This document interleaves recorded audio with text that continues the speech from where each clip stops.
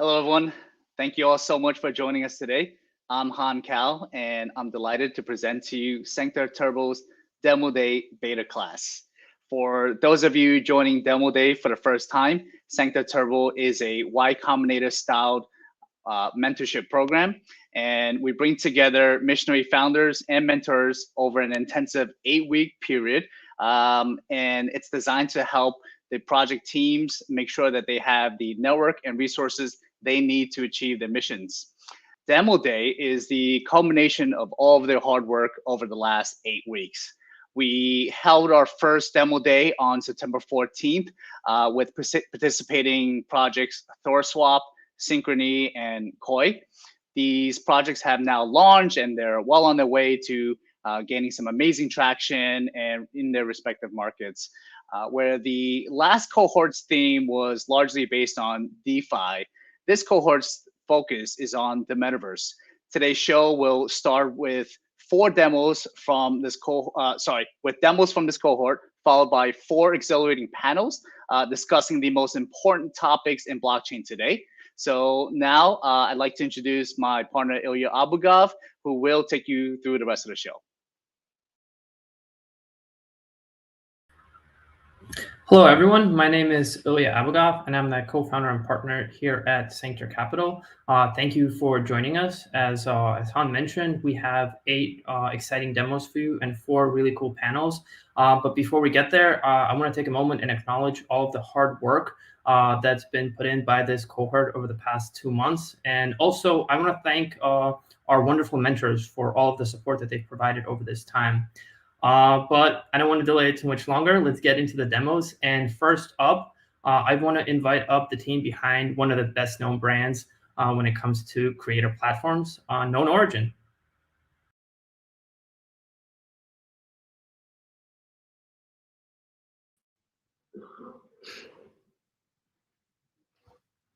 Hi, I'm David Moore, one of the co-founders of KnownOrigin.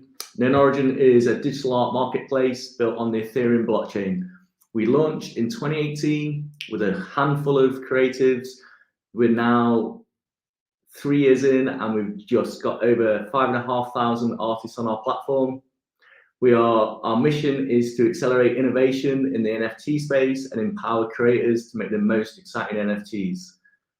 We're super excited to be on the Sanctor Turbo Demo Day, and we're super excited to show you what we've got coming up. Feel free to play the demo. Let's go.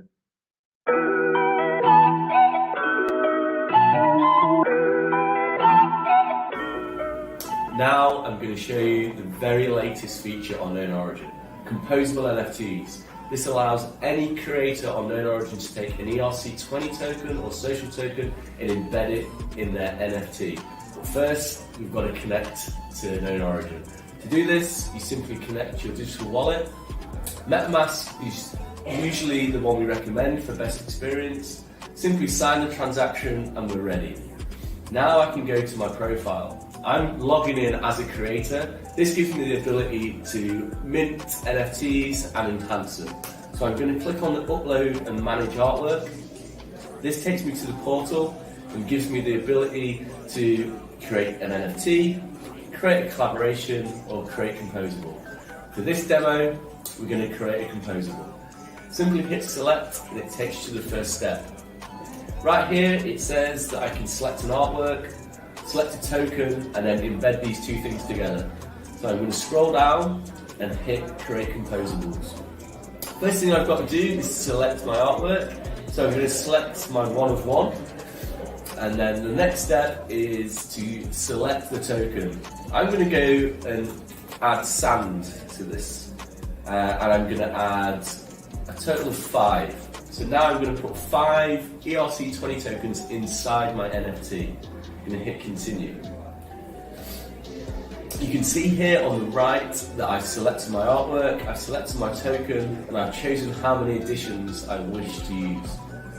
Now all I have to do is confirm that this is not a rebased or dynamic balance token, and I can confirm that I'm happy with the terms of service. Confirming composables will ultimately allow the 2 smart contracts to talk to each other. So I've got to approve this through MetaMask, which is a small gas fee, And this allows the KnownOrigin smart contract to talk to the composable smart contract and bridge these things together. So when a collector comes along, when they make a purchase, not only do they get the artwork, but they also get the embedded ERC20. So here we go, we can confirm this transaction. This may take a few minutes, but believe me, it's well worth waiting. The transaction has been confirmed and these things are now embedded together. I'm going to simply hit done, and you can see right here that we've minted the NFT and we can either share the artwork, view the artwork, or compose another. Right now, I think we should view the artwork. This takes me to the artwork page on KnownOrigin, and here you'll be able to see the NFT artwork, which is right here. And most importantly, on the right, you can see the SAM token, the edition size, and the USD value. And you can see that it's a 1 of 1. Cool thing about this feature is we're not only adding utility to NFTs, but we're opening up the ability for creators to use their own social tokens inside their NFTs. So we're turning artwork into a vehicle to distribute ERC20s. That hasn't been done before in the art space, and we're super excited to see how different projects and different individuals are going to push this forward. But it doesn't stop there. We're going to enhance this feature by allowing artists to take NFTs that they produce and embed other NFTs inside. So let's imagine you have a derivative of an ape on KnownOrigin that you upload, and then you embed an actual Bored Ape Yacht Club NFT inside. This is going to be an absolute game changer and open up some real innovation. So thank you for taking the time to watch the demo. Hope you enjoyed it, and make sure you check out KnownOrigin.io for the latest artworks and the latest innovation. Thank you. Bye.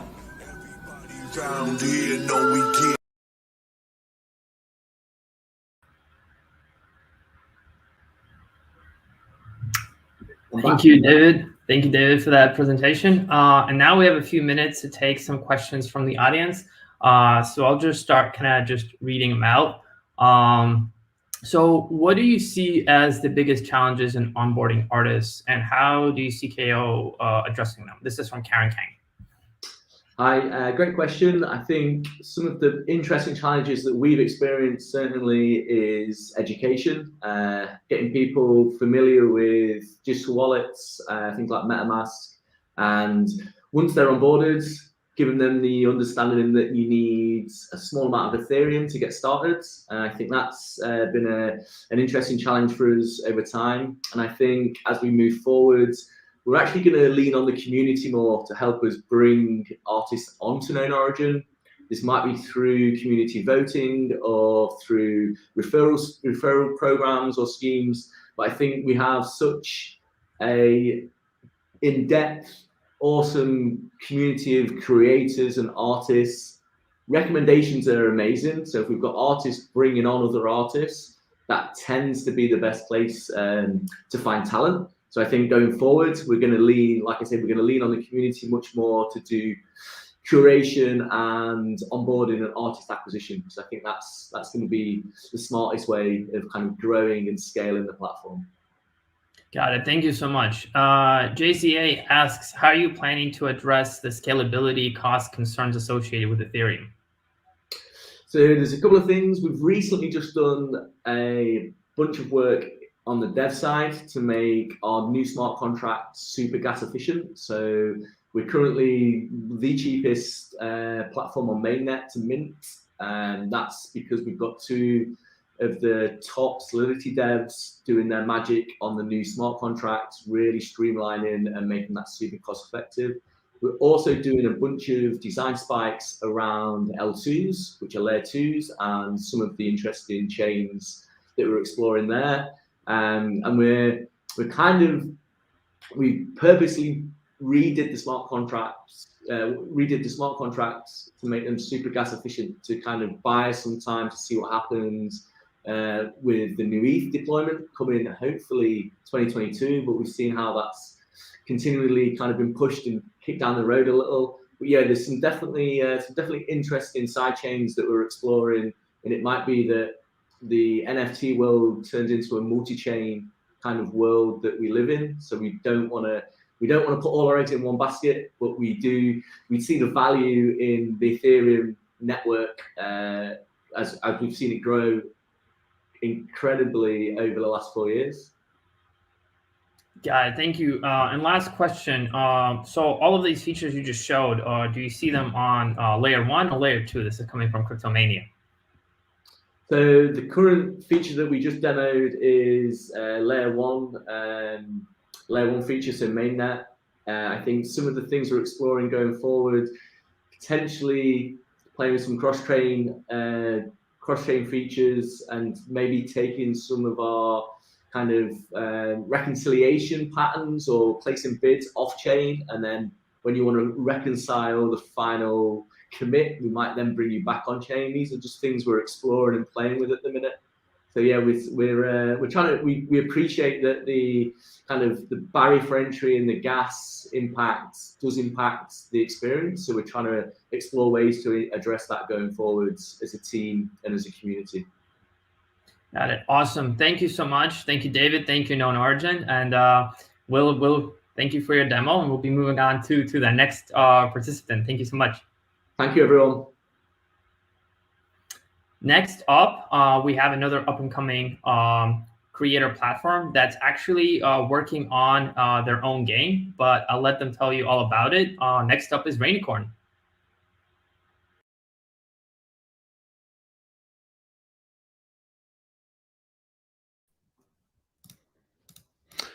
Hi everyone, thanks for tuning in. This is Mindspheres. I'm here with Artkin. We're the co-founders of the Rainicorn project. Raini is a cross-chain NFT platform and play-to-earn gaming studio with a presence on both Ethereum and Binance Smart Chain. On the NFT platform side, our mission is to consistently curate top-tier quality art and to innovate, which we've done via additional utility like NFT staking and the introduction of evolving NFTs. With some key partnerships, we're also beginning to bridge the fine art world with the NFT space. Our current central focus is developing our play-to-earn trading card game, Raini, the Lords of Light. Inspired by games like Hearthstone and Magic the Gathering, the Lords of Light combines mythical fantasy creatures with reimagined crypto personalities and pits them against each other in epic battles. We've been rapidly growing our development team and have onboarded an array of talented and experienced developers from AA and AAA backgrounds, including Ubisoft, Microsoft, PlaySide, and Magic Leap. Our lead game designer is Jerry Darcy, who is actually the lead designer on the highly successful Star Wars CCG, among many other major titles. We're focused on creating an immersive, engaging, and highly polished game in its own right, underpinned by thriving play-to-earn mechanics. Let's run the video.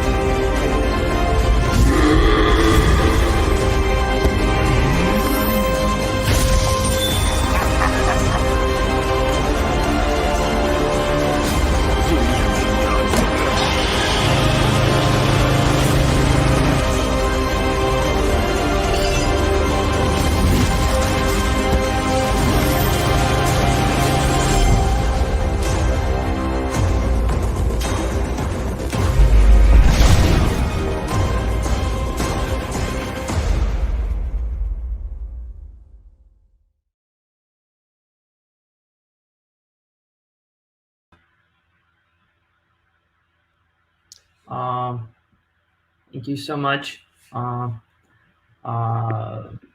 Rainy Corn team. We got Artkin and Mindspheres up here for some Q&A. So if we have questions, that would be a good time to.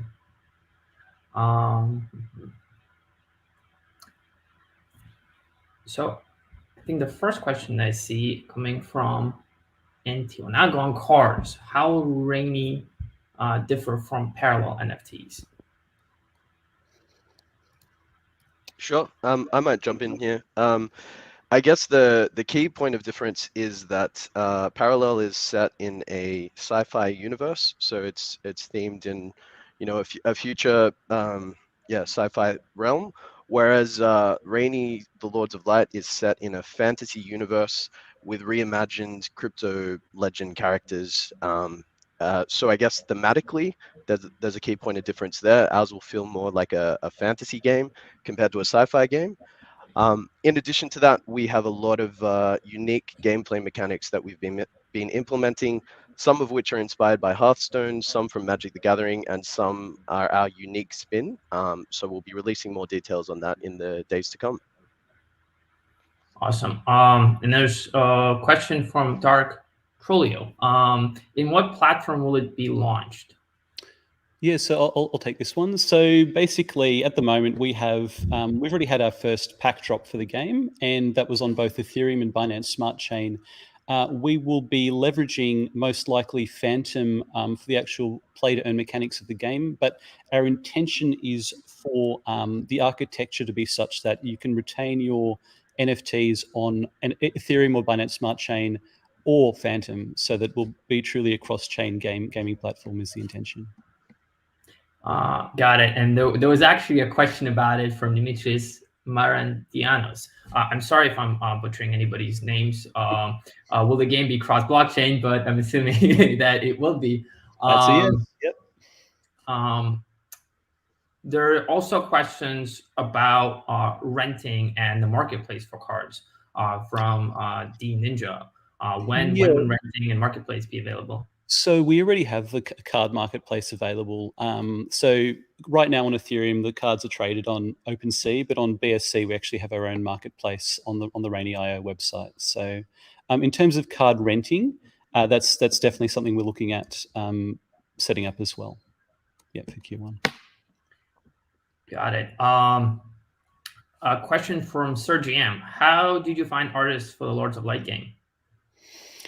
It's been a very long process, but we've been lucky enough to have some people referred to us, via connections who have been very, very good at recreating some amazing, I guess, takes on crypto personalities and fantasy characters. So, yeah. Awesome. There's a lot of questions about potential different chains. There's questions about YBC versus other EVM. Are you looking to kind of cover the EVM universe, or kind of what are the plans for kind of cross chain going forward? Yeah, I mean, I think it sort of depends on where the volume of players are and what the community demands. I mean, initially our plan is for Ethereum, BSC, and Phantom, but I mean, we're open to whatever makes sense ultimately. Got it. Dope Effect asks, are there any plans to release the game on mobile devices? Definitely, it's definitely part of our roadmap. Yep. The initial release will be a WebGL game, but very soon after that, we're aiming to have mobile out. Got it. Lots of questions about kind of Gods Unchained, and kind of, I guess it would probably make sense for you to talk a little bit about kind of the background for the game and where it comes from and where the inspiration comes from, because there's a lot of questions about kind of comparisons to the different games that are out there right now. So I guess people just want to know where the inspiration comes from. And I think that'll be the last question for the team right now. Sure. I might jump into this one. So whilst I think that Gods Unchained is a great game in its own right, we feel that it has a lot of inspiration drawn primarily from Hearthstone. We are seeking to deviate a bit further in RT LoL from Hearthstone and introduce a bit more complexity in the game. So that's where one of the mechanics like staking cards to generate different colored gems will come into the equation, rather than just having colorless mana that can summon anything. So I guess the way we would position it is somewhere around 30% between Hearthstone and Magic the Gathering in terms of relative complexity. So it's a little bit more complex and in-depth than Hearthstone, but not quite to the level of Magic the Gathering, to at least allow some accessibility for new players who might not have the depth of knowledge to other games. We'll also be releasing a free-to-play mode, so you won't actually need the NFT cards to experience the game, but the play-to-earn mechanics will be revolving around the NFT cards and building a deck there. So yeah, lots of things to come there. Awesome. Thank you, Rainicorn. Thank you, Artkin Mindspheres. Thank you for the demo, and we'll be excitingly watching what comes next. And we want to move on to the next demo now. And up next, we're going to have, we just talked about games, and for us, we've already seen kind of the excitement of play to earn. And for us, we believe that, PvP mechanics are incredibly important, and we see tournaments as a huge part of that. And so up next, I want to invite up to the stage Blast, the team working on tournament infrastructure.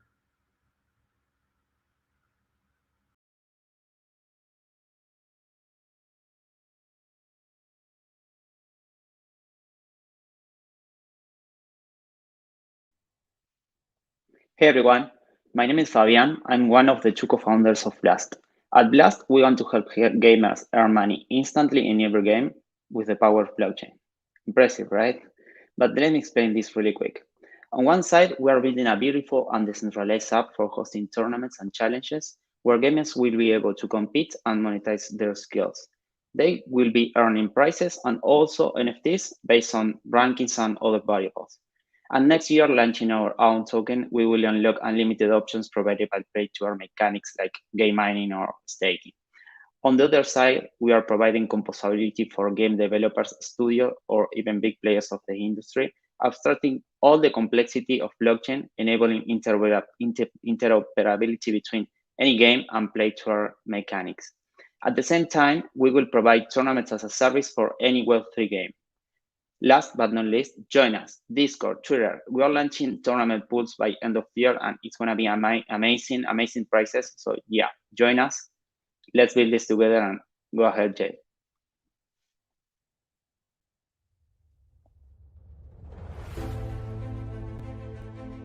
Blast is a Web3 gaming platform to enable play-to-earn features for any game.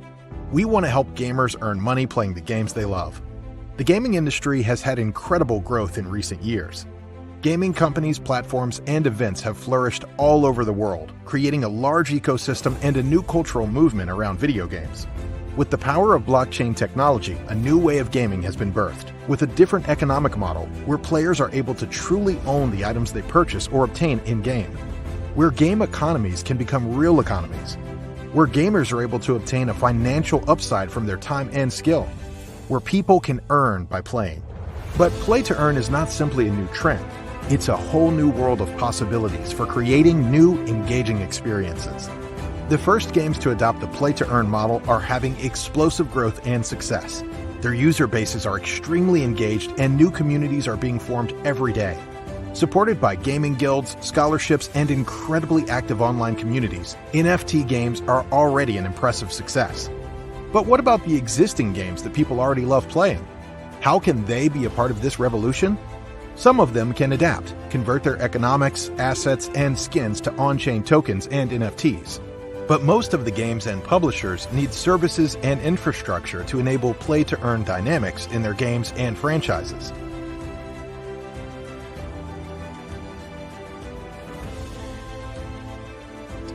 Enter Blast. Blast is an open, composable platform for game developers to integrate and enable play-to-earn dynamics to their products without the need to adapt their games. We are abstracting away the challenges and difficulties of blockchain development so game developers can focus on what they do best. Blast integrates on-chain data from Web3 games and oracleized APIs from traditional games to a set of smart contracts to provide a layer of play-to-earn features on top of any gaming experience. Blast is also a D-app for gamers to engage in challenges and tournaments in a decentralized way. We are creating a place for people to be able to play competitively for prizes without having to provide any personal information and without the need to trust and rely on a centralized platform for the settlement and payment processes. On Blast, gamers can challenge each other to a match of their favorite game and for any amount of value using the token of their choice. The funds are held in an escrow up front, setting up a challenge before the gameplay begins. During the gameplay and after the match ends, Blast collects their scores and match results directly to settle the challenge and pay the winner automatically. This creates a frictionless way to play against a friend or a total stranger for any amount of crypto, with the certainty that the whole process is transparent and secure. Holding the funds in escrow in a smart contract and settling the challenges by fetching the data directly from APIs and oracles enables a secure method of wagering and automates the whole process. Our platform also lets users join tournaments and compete in a time-based competition to win a prize pool, with the only requirement of joining the tournament on-chain. After the tournament ends, the top scorers on the leaderboard win prizes in the form of tokens and NFTs. You can join a tournament of your favorite Battle Royale shooter and play for a prize in DAI, or a sports game tournament for a prize in ETH. The possibilities are endless. This is a new resource for competitive gamers to earn income off their skills and the time they spend playing the games they love. We believe gaming is going to continue evolving, and Play to Earn will play a key role in the new gaming experiences being built today. We will continue working with our partners, creating new use cases and tools to enable the future of gaming.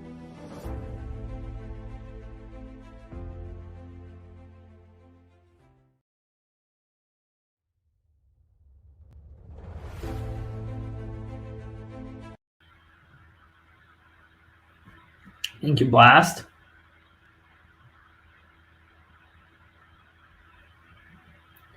Thank you, Fabian. And as before, we'll take a few moments to answer some questions from the audience.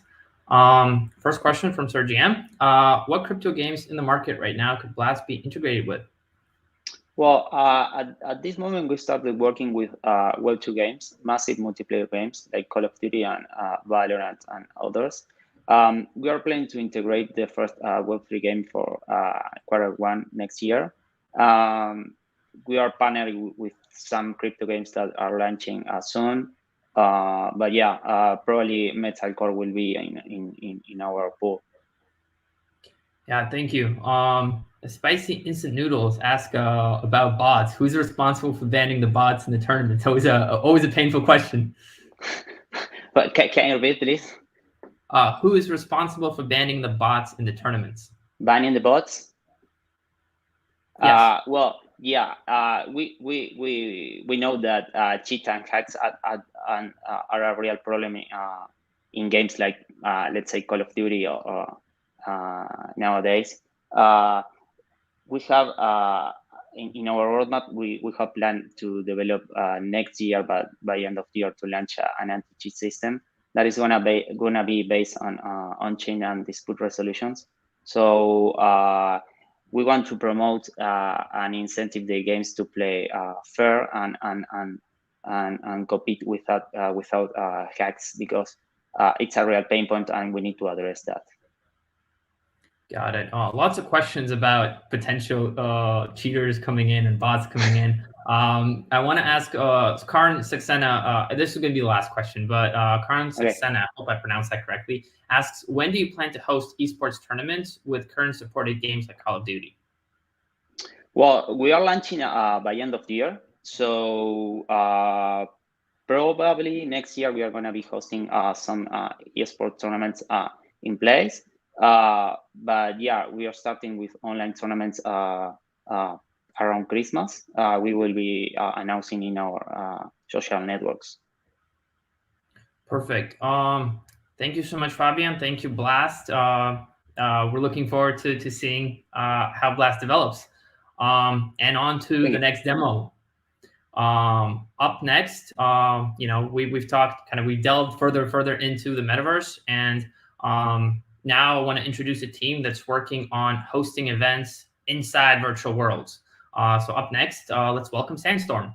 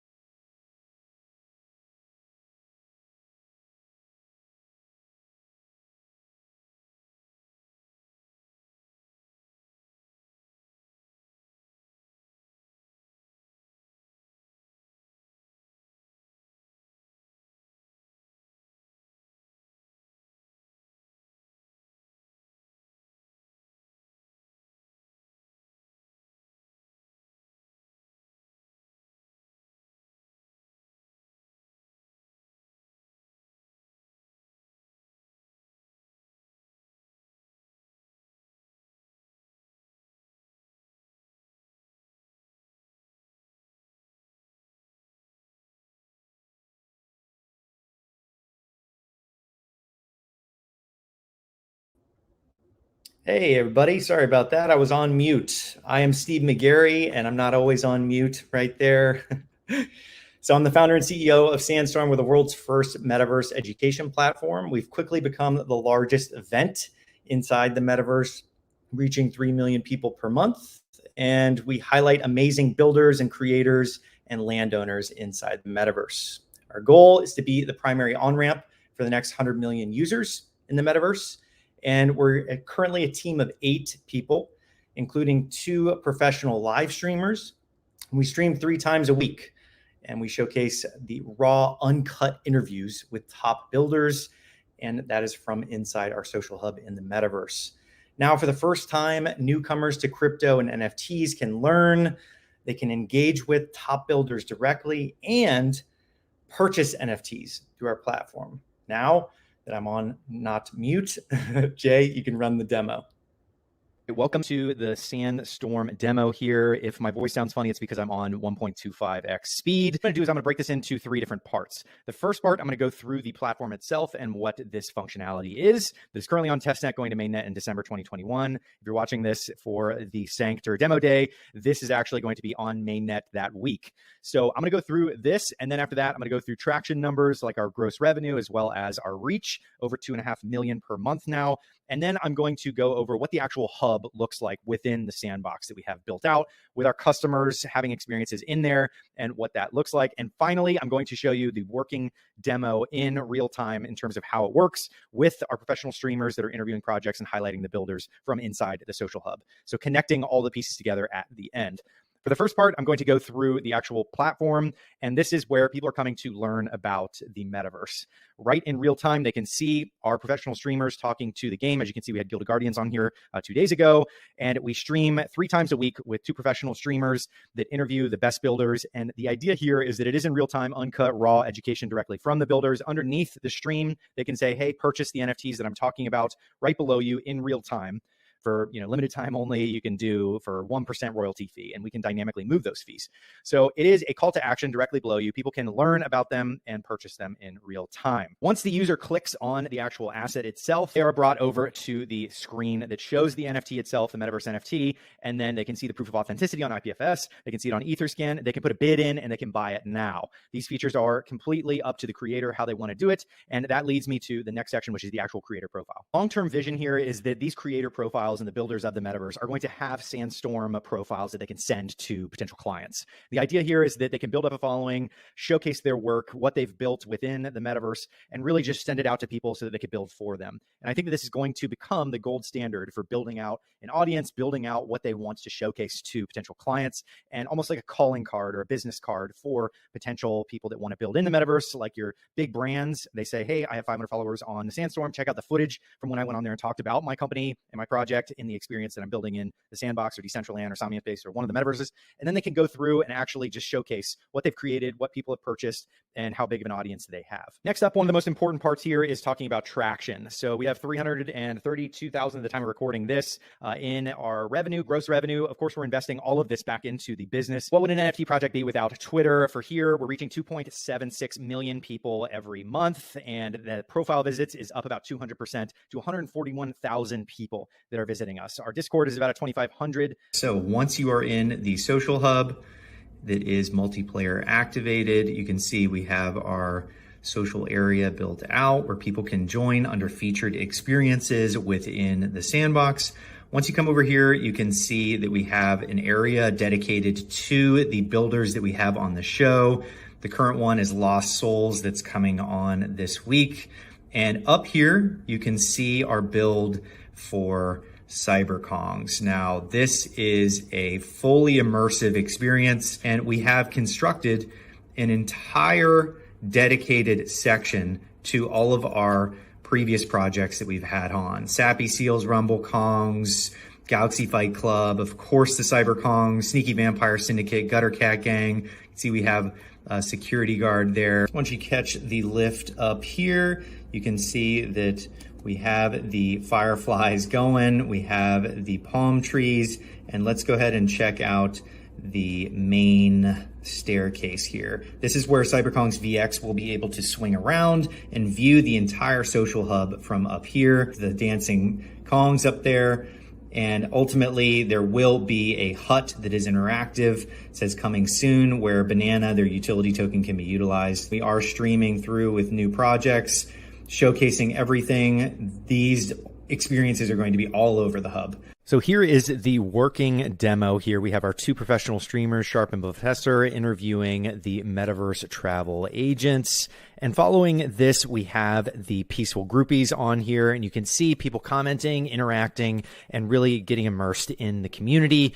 And you have underneath there the featured collection. So to summarize, you guys have seen the platform itself, how it works with the live streaming coming through. You've seen the traction, and you've seen the social hub build out where we have customers like CyberKongs. We are able to weave that all together to come up with what is the Sandstorm, the future of education for the metaverse. Thanks for watching.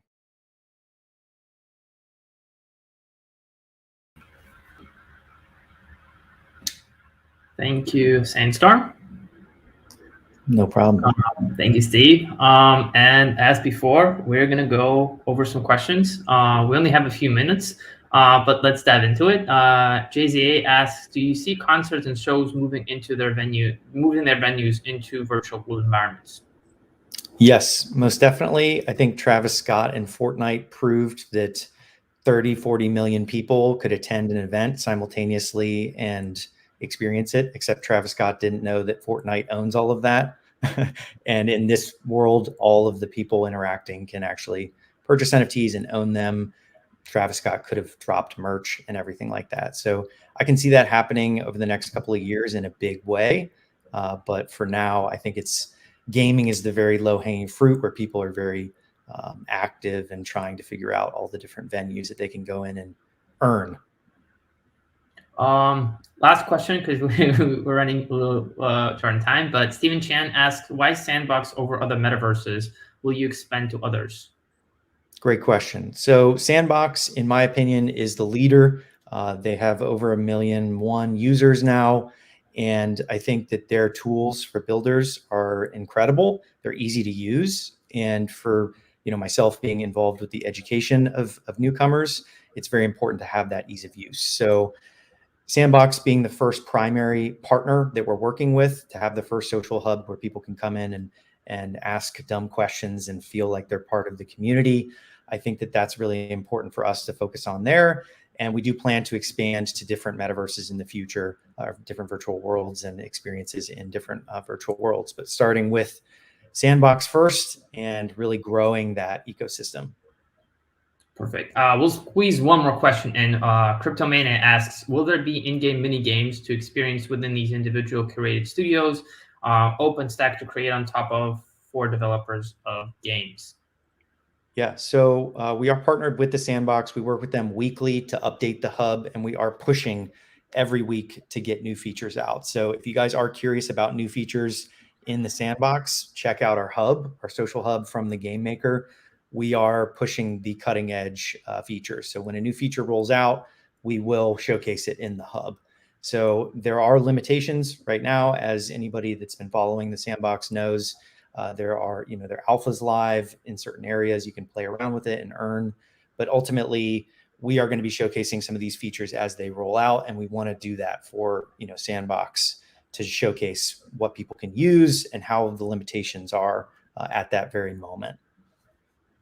Perfect. Thank you so much. And that takes us through our time. Steve, thank you. Blast, thank you. And we'll be watching, Sandstorm, sorry. We'll be watching how you guys develop. Thank you. Over to our next demo. We're going to be diving into the exciting world of infrastructure that makes a lot of these awesome things that we just saw possible. And first up, kind of an important subject, automation. We're going to be diving into the automation layer of the blockchain and talking to Brink.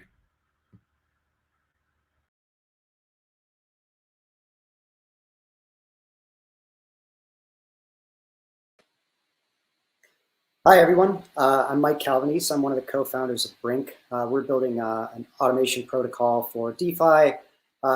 This basically lets users create trades and other DeFi actions that will be executed in the future based on certain market conditions that they specify. We're a team of 4. We've been working on our mainnet release, which we have scheduled pretty soon. We've got a demo to show a sneak peek at what we have in that mainnet release.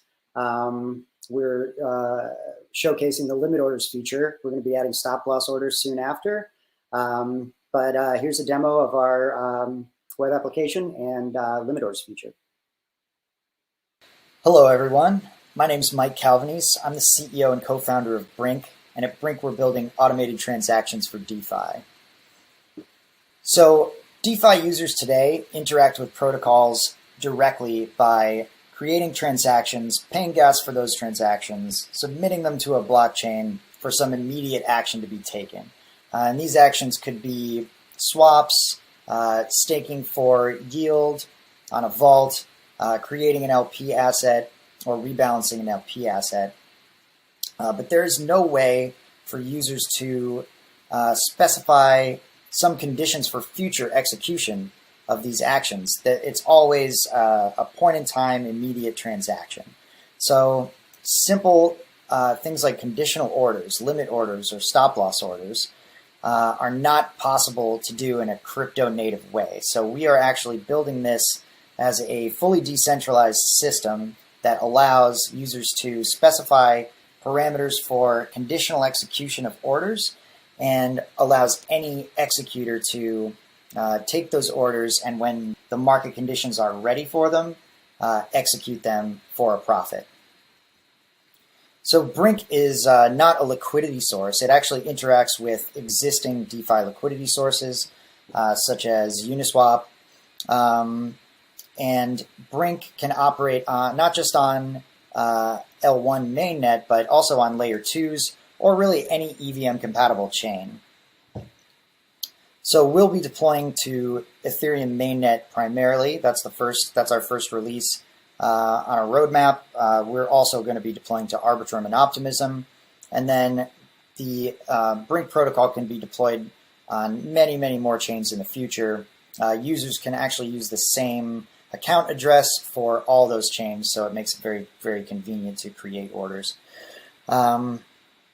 So the team has been heads down working on our V1 release.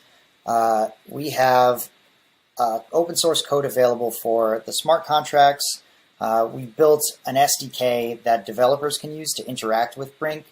And you can interact with Brink through the SDK as a user, creating orders through the SDK and submitting those orders for execution. You can also use the SDK to build an executor for Brink, and you can run that executor for profit. And what that effectively does is takes order flow from the Brink network and crosses that with existing liquidity to fill those orders for users. So you can take either role in this system as a developer interacting directly with the Brink protocol. We're also releasing a very simple web application as part of our V1 launch that allows you to create limit orders and manage your assets in your Brink account. So your Brink account works very similarly to any other dApp that you would use. You can deposit assets from your MetaMask account or any wallet into your Brink smart contract account. The assets show up here. You can go to the orders tab and create limit orders here. You see that I've created some that are pending execution. So you can see the orders you've created. You can cancel them explicitly. If you put an expiry date, then they could actually expire before execution, in which case you would never pay a fee for creating that order. The orders are free to create. So I can create a limit order through this form. I select the assets that I would like to be involved in the order. I type in the output or the input of the order, and it gives me the estimated output. I can change the price to something that's above the current market price, and then sign the order. I get a MetaMask prompt to sign a message. I'm not actually paying gas here. I'm just signing a message and then publishing that to the network so that executors can pick that up and mine it for me when it's ready to be executed. So I can go ahead and submit that. Once that order is executed, the assets will be reflected in my my assets page here. You can also view your Brink smart contract account on Etherscan or Xerion or any application that allows you to view an Ethereum address. And what's different about Brink is you actually own this account exclusively. This is not like a pooled contract where many users are putting assets into this address. This is just your address. So you can treat this as if it's one of your wallets or EOAs, and you can track assets through any tool that you would use to track your assets normally. So we've got some really exciting features planned for the future. I just showed you the limit orders feature on the web app. We're going to be adding stop loss orders. We're also working with the Uniswap grants program on range orders, which is Uniswap v3 specific limit order, and we're really excited about that. I just want to thank the Sanctor Capital team and say that we're very excited to be part of the Sanctor Turbo beta class, and we look forward to continuing to work with all of you in the future. Thank you.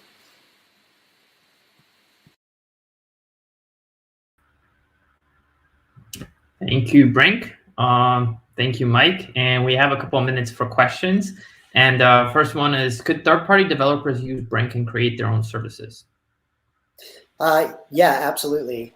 So third-party developers can do a lot in the system. So you can, like I said in the demo, take the role of actually interacting with Brink as a trader. You could build an executor. You can also build your own automation type. So we're building like the limit order type, the stop loss order type. A developer could come in and build like a more complex automation type. And then using the SDK, you can integrate that into like a web application that you're building. We could add it to our web application, but you can also build it into like whatever service you have, whether it's backend service or front end service. So it's fully open and open source, permissionless protocol. Yeah. Awesome. Spicy Instant Noodles asks, is Brink account like a wallet? It's similar to a wallet. It's a smart contract account that you own exclusively. So you can think of it sort of like the same architecture as a Gnosis safe, but with the ability to do signed like automated orders.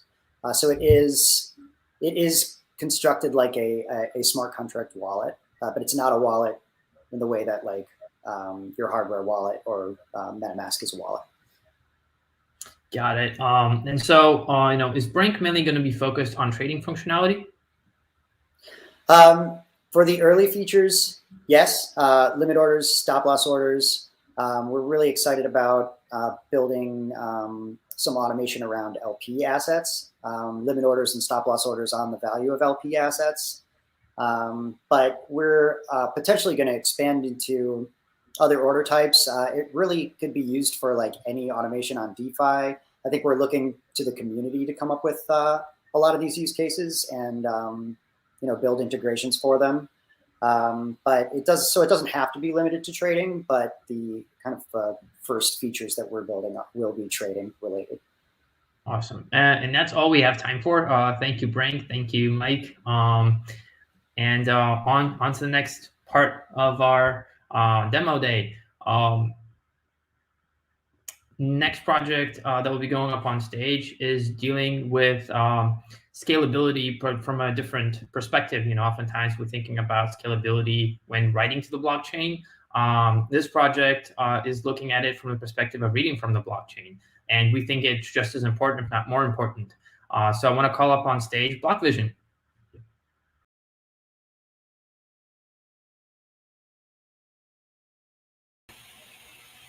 Hi all, thanks for having me here today representing BlockVision. We're excited to get the word out about our project. We're pretty new and we want to start working with other developers in the space. So if you have any feedback today, it'd be greatly appreciated. So big question, what is BlockVision? We aspire to be the cloud computing portal for a variety of Web 3.0 public chain dApps. We want to provide our users with a high availability index network. We use an inbuilt data warehouse that provides tools to our users, enabling them to query massive sets of live data across multiple blockchains at the same time. We aim to provide a constant uptime due to our powerful HTAP engine and our distributed multi-node architecture. We allow users to run complex jobs for data storage and data analysis. And we have lightning fast response times, even as the blockchain grows to petabyte levels in the near future. We didn't get a cool voiceover guy, but we can probably just jump into the demo anyway. Blockchain is essentially an open and endless stream of data. With the ongoing development of proof of stake, Polkadot, and other layer 2 rollups, the volume of data blockchains produce will increase drastically. However, there isn't currently adequate tooling, especially as the market becomes more and more data driven. This only increases exponentially with the recent boom of GameFi, NFTs, decentralized applications, and the metaverse. So there's a real need for the next generation of blockchain data infrastructure. This is what BlockVision is designed to solve.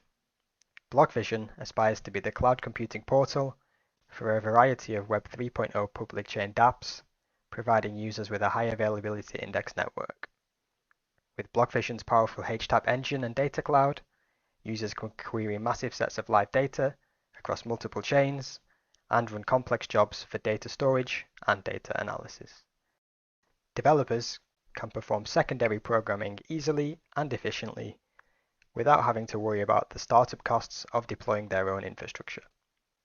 They can even build their own data warehouse and implement customized APIs. BlockVision's product ecosystem can be divided into 3 parts. Data Cloud for data storage and computing. Here, users can take advantage of our powerful HTAP engine and datasets to construct their own data warehouses and customized APIs. The goal is to eventually build the snowflake of blockchain. The API service.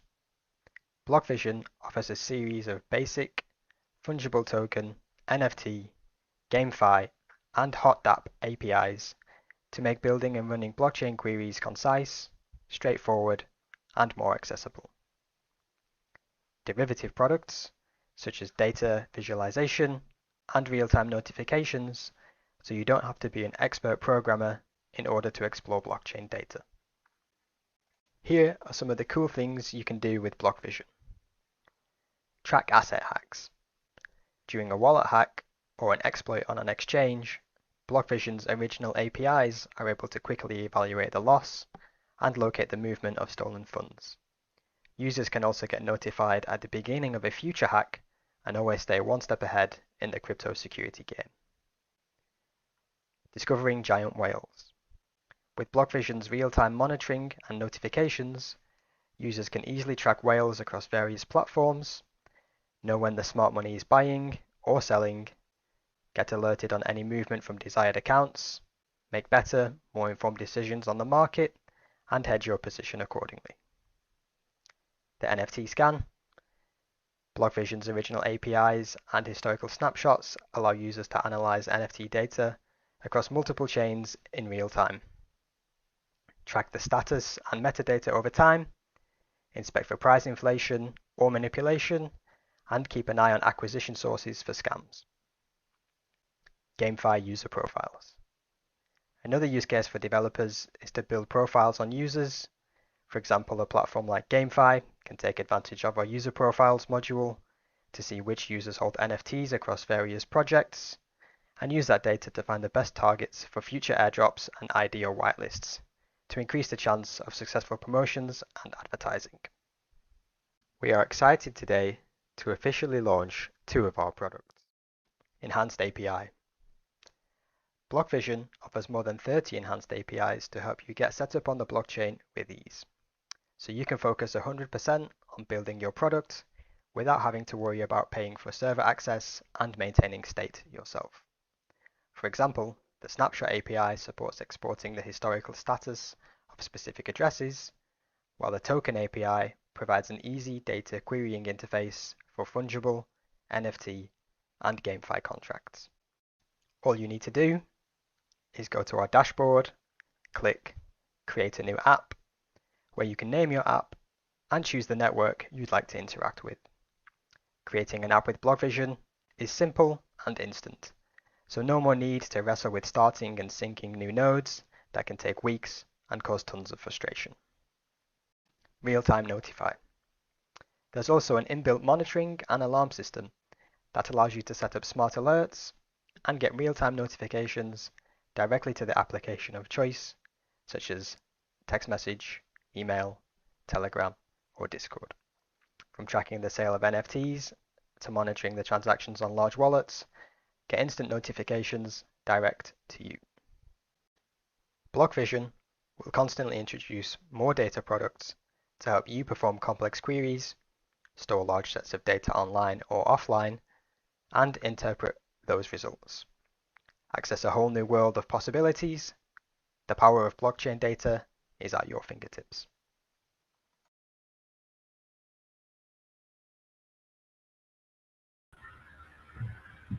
Thank you, BlockVision. Thank you, Joe. And as always, we have a couple of minutes for questions. First one is, how do bottlenecks BlockVision is working to address affect the end user? Sure, yeah, great question. So there's probably 2 perspectives, a developer or just an individual user. So from a developer's perspective, latencies are a huge issue.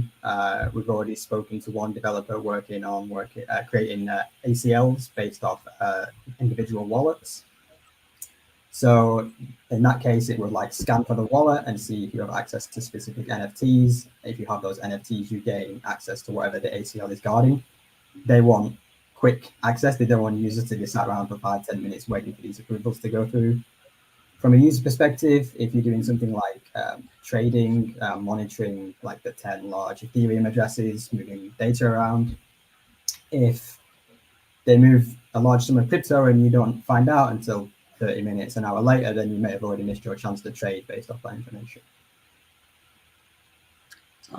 Awesome. Thank you for that. There's a question here of Nansen versus BlockVision. I have my own intuition, but I'll let you answer that.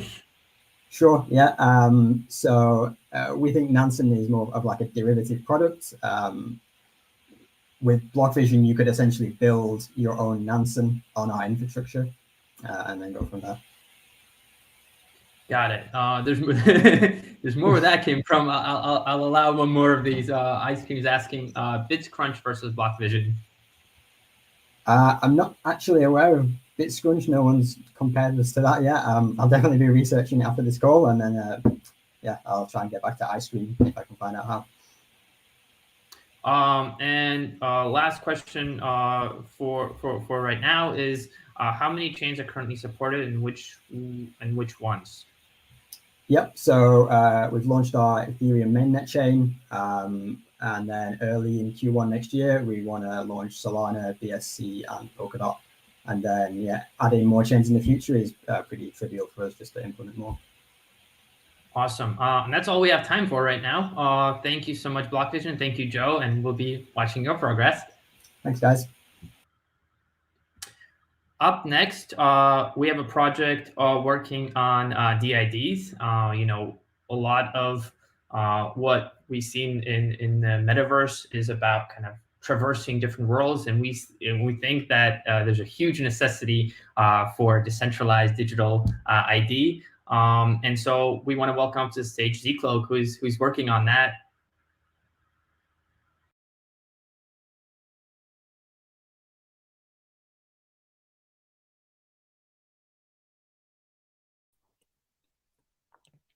Okay, thank you to Sanctor Capital for giving us this opportunity. Hello, everyone. My name is Xiao Zhang. I'm the founder of the Zcloak Network project. So Zcloak is a privacy-preserving computation platform, and it solves one fundamental problem in Web 3.0. The problem is, how can users use their data for third-party services without sending their data away? In Zcloak Network, the computation and analysis of user data take place in user client device instead of in centralized servers. And the correctness of user computation is proven by a technology called zero-knowledge proof.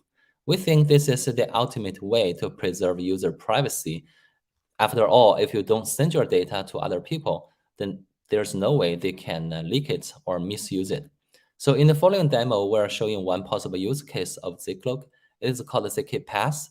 It basically helps people to prove to a DeFi project that you are a legitimate user with a proper KYC without telling them exactly who you are, because you never send any personal information.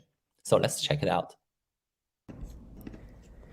The ZK Pass app uses the ZK Stocks virtual machine to generate and verify zero-knowledge proofs for general-purpose computation, based on the concept of self-sovereign data and self-proving computation. It helps users to perform computation and analysis on their data without sending the data to third parties. ZKP can help regulate many financial activities in a blockchain-native way. In this demo, we show the concept of regulated transfer. Basically, a user is allowed to make a transfer of token only when their identity data meets certain regulation requirements. We use age over 20 as example requirement in this demo. First, open the ZK Pass app, which contains two modules, the transfer module and the ZK Pass module.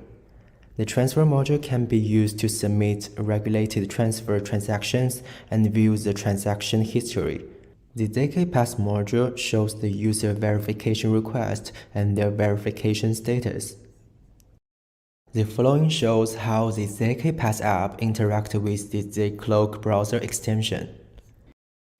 If it is the first time a user logs into the Zcloak extension, he or she needs to create a password for subsequent operations.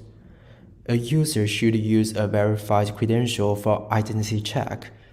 That means the credential should have been verified by a trusted organization. Here we use the credential generated by the digital credential project, Qt protocol. We import the credential obtained by a trusted organization by clicking the plus button and confirm the import operation. Users can rest assured that we store users' private data at the same security level as MetaMask stores private keys. On the credentials page, you can see the details of the imported credential, including credential alias, trusted organization name, and the attestation status. Click the corresponding credential card to view more details. Next, let's go back to the ZK Pass app and make a regulated transfer. Click the Connect to Wallet button on the upper right corner. Connect to MetaMask and select USDT token to be transferred in the regulated transfer module.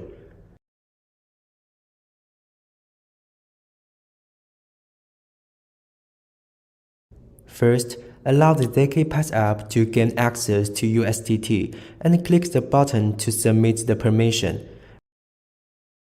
After the permission is approved, a notification will show up. As an example, says only users over 20 years old are allowed to make a token transfer. Since the user has not uploaded the relevant proof of identity for age over 20 as allotted in red on this page, the user should first submit the relevant proof to verify his or her identity status. Click the Sorry for no proof Submit your proof button and the pop-up window on the page will show information about the Zero Knowledge Proof program corresponding to the age over 20. Click the Generate button to jump into the zclock extension.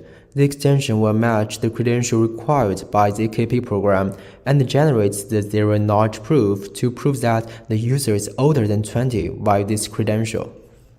Enter the extension password to confirm the operation. A computation on user's age will be carried out and the ZK proof will be generated. If a dishonest user performs a computation using the wrong data, like using the ID number instead of the age for age testing, the ZKP system will find this dishonesty in the verification period. The generated ZK proof can be viewed in detail in the proof module within the extension. Click the Send Your Proof to the Web App button to fill the input box on the website with ZKP result for subsequent verification. Click the Submit button to send ZKP verification transaction to the blockchain.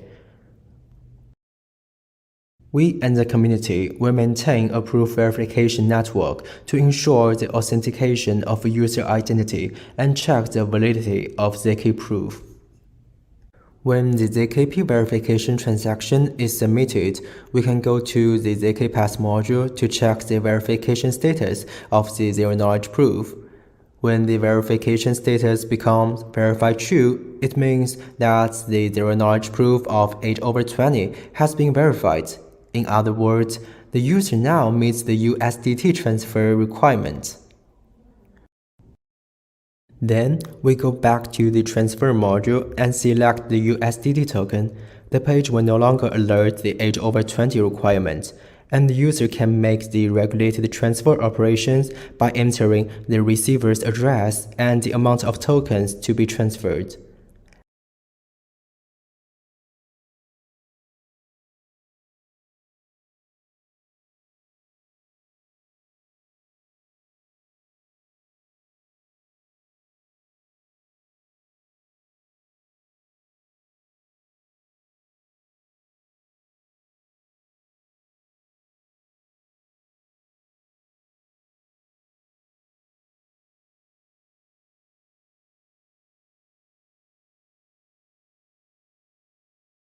After capturing the successful transfer notification, click Activity to view the details of the regulated transfer operation history.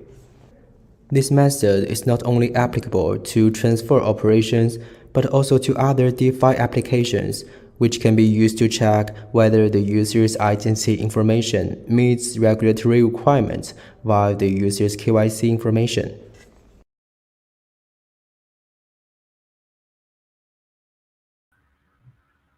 Thank you, Zcloak. Thank you, Xiao. And as always, we have a little bit of time for audience questions. And some of the first questions are, why have you chosen Polkadot, and can projects on other blockchains use it? Right. Yeah, we started this project with the substrate framework from Polkadot. It's a very powerful blockchain development framework. Gives you a lot of freedom to develop your own blockchain because we use a zero knowledge proof virtual machine at the backend for user proof verification. So we kind of need some freedom when designing our own blockchain. So that's why we started with the Polkadot. We will first deploy our service in the parachains of Polkadot, and at a later stage, we can extend our service to other smart contract public blockchains like Ethereum or Polygon.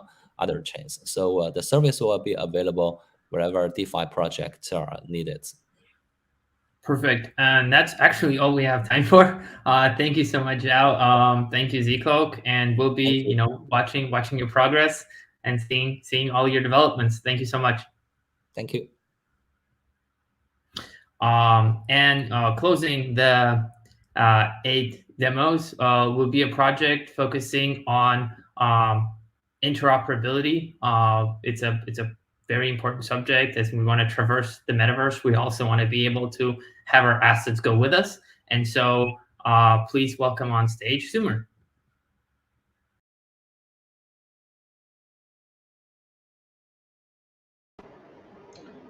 Hi, everyone. This is Xiaohan, co-founder of Sumer.money. Our team have been working together since 2018. Sumer is, in fact, our second project. In our first project, Meter.io, we have been running cross-chain bridges for our own Ethereum scaling chain and other projects since the summer of 2020. We are the official cross-chain solutions for Ampleforce, SATA, Moonbeam, and many other projects. Sumer was actually built on top of the learnings we had from operating the infrastructure and observing how our partners and users use this infrastructure. We aim to create a multi-chain fungible asset class that facilitates cross-chain smart contract communications and provides better cross-chain user experiences. We will leverage our existing community and partnerships to speed up the adoption of Sumer. Without further ado, let's jump to the demo for our product launching Q1 next year. Hi everyone, this is Xiaohan from Sumer. The concept of Sumer is actually very similar to your credit card. When you use your credit card, your banking relationship is with your local bank. You have your deposit there. Your bank give you a card, and then you can use the card globally in all the countries. In Sumer, we have dApps deployed on multiple blockchains, and these dApps are like the local banks. The user of those blockchains can deposit their local asset into the dApp and use these deposit as collaterals to create a synthetic asset. Initially, we're just targeting stablecoin, ETH, BTC, those major assets. And these assets are fungible across multiple blockchains, which means first they can easily be transferred from one chain to another chain. And then they represent the same security characteristics and the asset backings across different chains as well. Also, you will be able to find liquidity on multiple chains. The liquidity comes from first, when a user deposits asset into our dApp, it immediately starts providing liquidity to other users as well. For example, when a synthetic USD holder moves the token from Ethereum to BSC, he can immediately use the synthetic USD as collateral to borrow the local BUSD and BNB. And then the protocol will have incentives to encourage users to provide liquidity on other DeFi applications, like the major DEXs on different chains and Curve, Saddle of the world. So the user can immediately find trading liquidity for the synthetic tokens as well. Now let's go to our demo. So here is a prototype of early stage prototype of our product. So this card shows the list of assets we support in the dApp, and these are the user deposit. The user can use these deposits as collaterals to mint synthetic USD. Let's say he want to mint 100 synthetic US dollar. So while waiting for the blockchain to confirm, let's talk about why do we need to have such a multi-chain native asset. It's really to enable future cross-chain DeFi smart contracts. If we look at the evolution of the blockchain or like a multi-chain financial internet, it actually mimics the evolution of the internet very well. So if we look at how internet was built, it's actually in layers. So we have physical layer that have like bridges and routers connecting different networks together. And then we have a TCP/IP layer that abstracts away the difference of different networks and allow programs to talk to each other across networks. In the blockchain world, one of the most important abstraction is the financial assets. Unfortunately, we do not have such abstraction right now. That's why when in the current environment, when the user use bridges, it's they have to most of the bridges are worked as cross-chain swaps. So the user deposit tokens on one chain and receive another token on another chain. So this is an example of a production product we're running that connects to 8 different chains. So the problem of using these type of existing bridging solution is first is like communicating to the internet through a proxy server. Whatever you can do is limited by the functionality of the bridge and router or the proxy server, making it's very difficult to create decentralized distributed applications across different chains. And then the deposit on these bridges, first they are sitting on the bridge idle without providing any benefit. And then it introduces security risk and operational issues because managing these deposits securely and decentralized way is very challenging. With the help of the synthetic tokens we created, for the first time, when a token was sent from one chain to another chain, so you just have to send the settlement information using the bridges. That allow the really decentralized and secure bridge to be developed. And then smart contracts through these bridges will be able to directly communicate data across chains. That enables the user to have the smart contracts to be able to speak the same language across different blockchains as well, and enables more innovative applications to be built. For example, in the future, you will see programs that moving liquidity automatically from one chain to another chain. So let's go back to the demo. Let's assume the synthetic US dollar was sent to another user on a different chain. So this user already deposited the synthetic dollar into the local vault. And then he can use it as a collateral to borrow, let's say, USDC, the native tokens over there. So this concludes our demo. And thanks a lot for your time.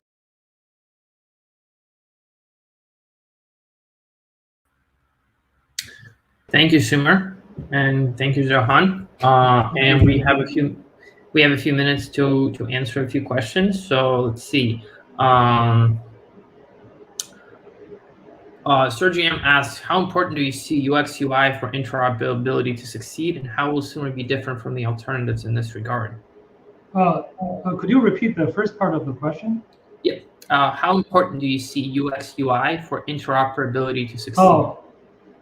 Yeah, I think UX UI is important for like users that's not familiar with the cross-chain environment, obviously. But one of the most important factors is actually the security. Most of the cross-chain solutions out there, I think there's potential security issues, especially when holding billions of dollars on the bridges. That's why when we designed the Sumer approach, we designed the data approach. We separate the liquidity layer with the underlying infrastructure layer. So only data is passing between crowd chains. The token itself doesn't have to be like locked on the bridge. And then whatever the user deposit is managed by the local smart contract on the local chain instead of by the cross-chain infrastructure. Got it. There's a lot of questions actually about addressing security concerns. So kind of what is it that makes Sumer stand out? How do we prevent kind of another exploit? Yeah, I mean actually security is like a multi-layer thing. There's no like one solution that fixes all the problems. So we took it like a multi-layer approach as well. First, like we mentioned, there's no custodian wallet on the bridge. Only information is passing around. That allows you have many fully decentralized environment to have relayers passing information across chains, but without holding the responsibility of holding actual asset. So that's one thing. The other thing is basically, for example, in our second generation in the infrastructure layer, we'll have like special signature that allows like off-chain signing, a limited number of relayers, things like that. And finally, yeah, I mean the user's fund is always under the user control on their local chain. So that gives some additional assurance for the user. Got it. Thank you so much. And this is all we have time for. Thank you, Sumer. Thank you, Johan. And Thank you. we're excited to watch your progress. Yeah, thank you everyone for your time. Bye. So these were the 8 demos from the Sanctor Turbo beta class. Really proud of all the work the teams have put in. And again, thank you, mentors, for providing all of your support. Up next, we will have the 4 demos that we have promised. And up first, we're going to have a panel on infrastructure. And, all of these exciting retail-facing applications that we've seen, they require, formidable, scalable infrastructure. And so we're going to have some industry thought leaders talking to you about it today. So without further ado, let's move on to the infrastructure panel.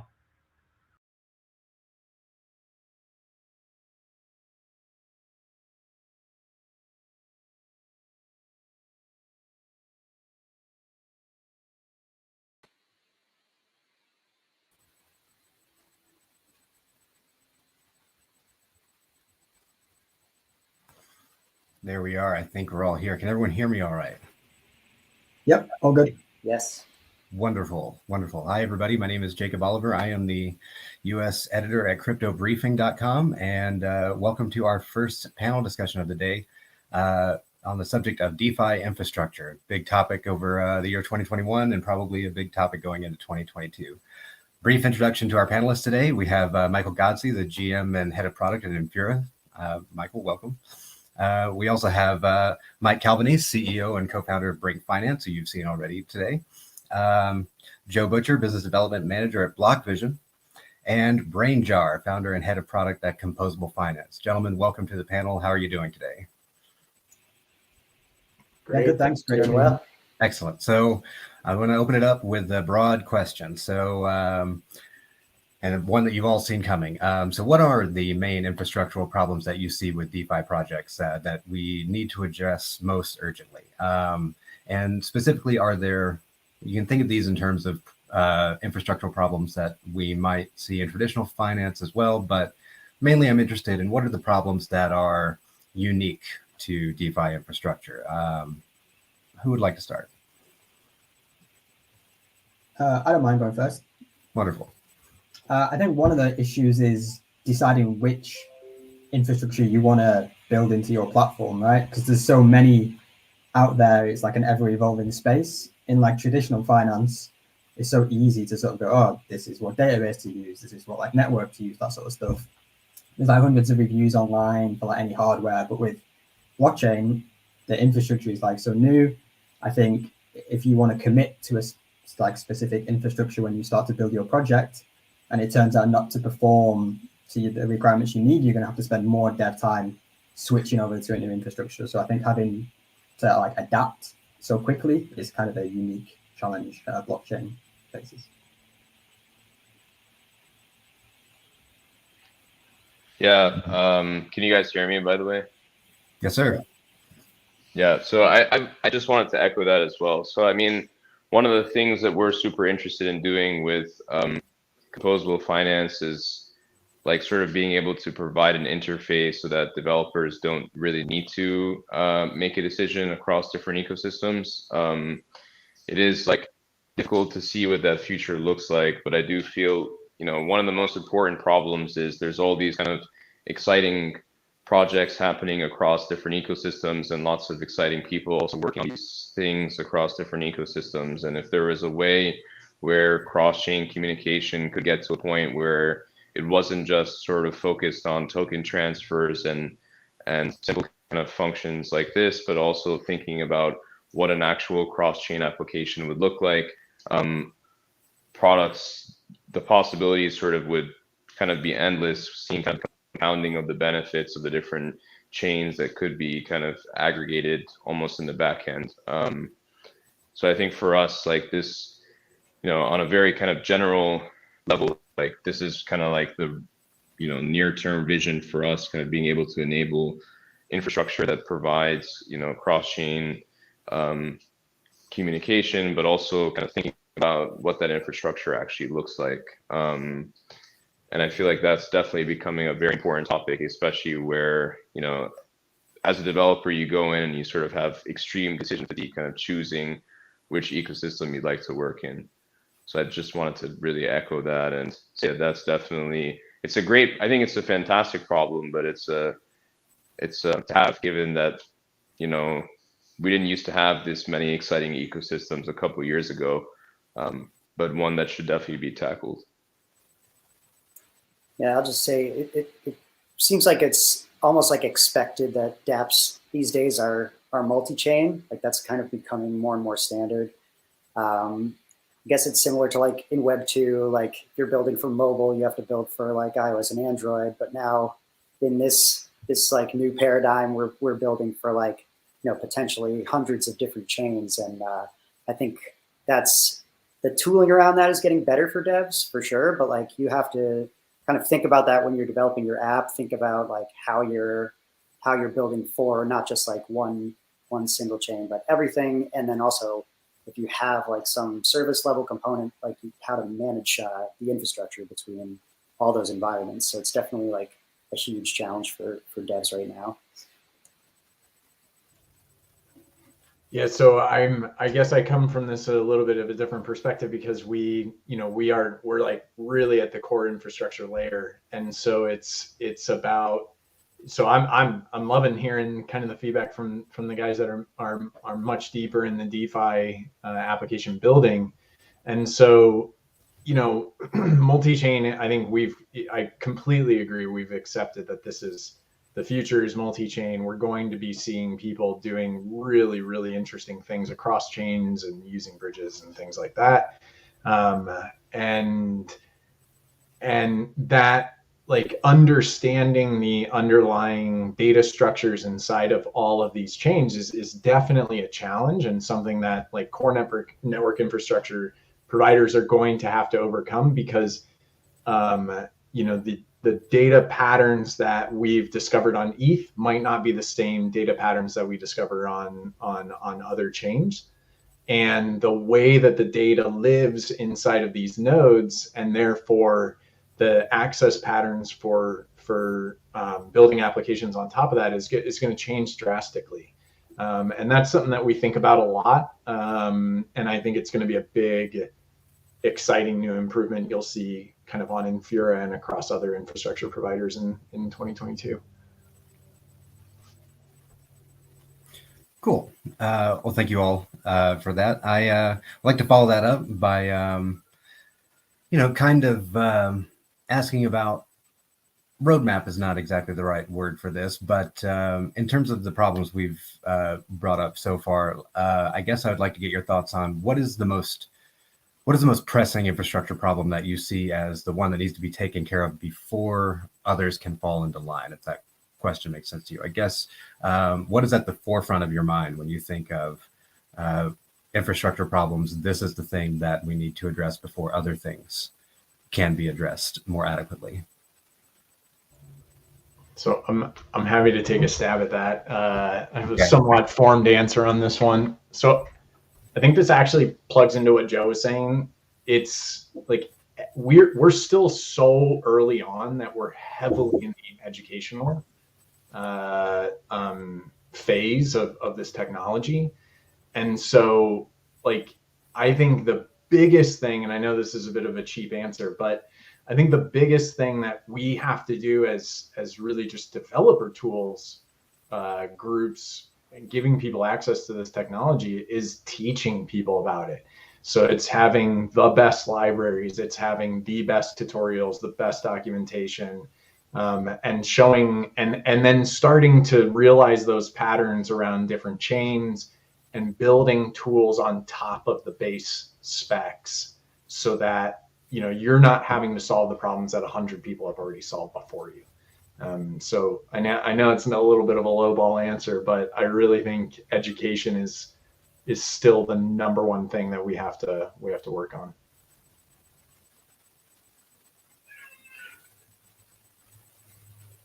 Awesome. Any other thoughts on that? Well, I mean, I kind of think the same, like education. At the developer level, yeah, obviously people can sort of hammer their way through and get there eventually. But like, I think with the like recent wave of like NFTs and so many new users, I think the large majority don't really know how to interact with the like blockchain. Mm-hmm. So I think if they're going to use these infrastructure tools we have, I think they need to be like foolproof. Basically, anyone can sort of get in and sort of start interacting with the blockchain, even with like very little tech background. Okay, so I'm hearing education, I'm hearing user experience. What else?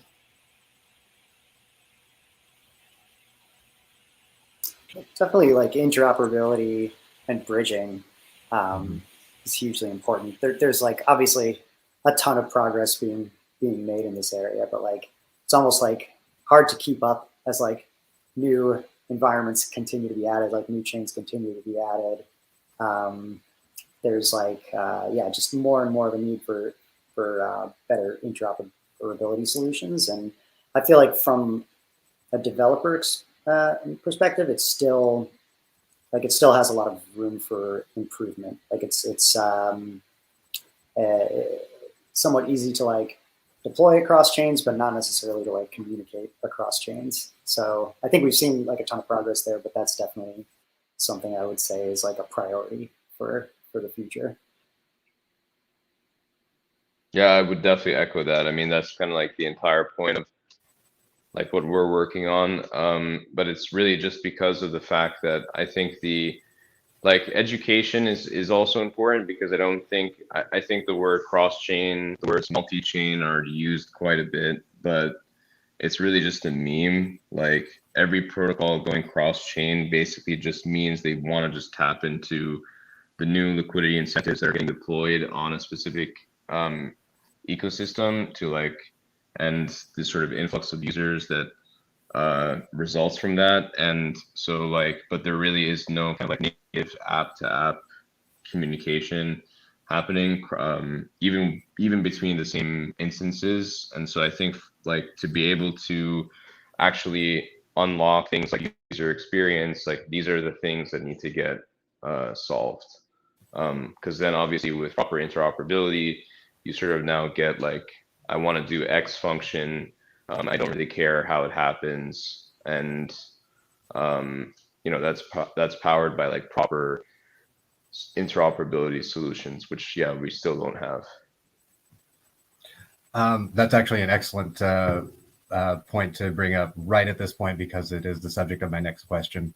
As you all are fully aware, bridges are emerging as a really hot topic of conversation as these talks around interoperability are taking shape. So specifically on the subject of interoperability bridges, how do you guys see that field shaping up over the next year or so?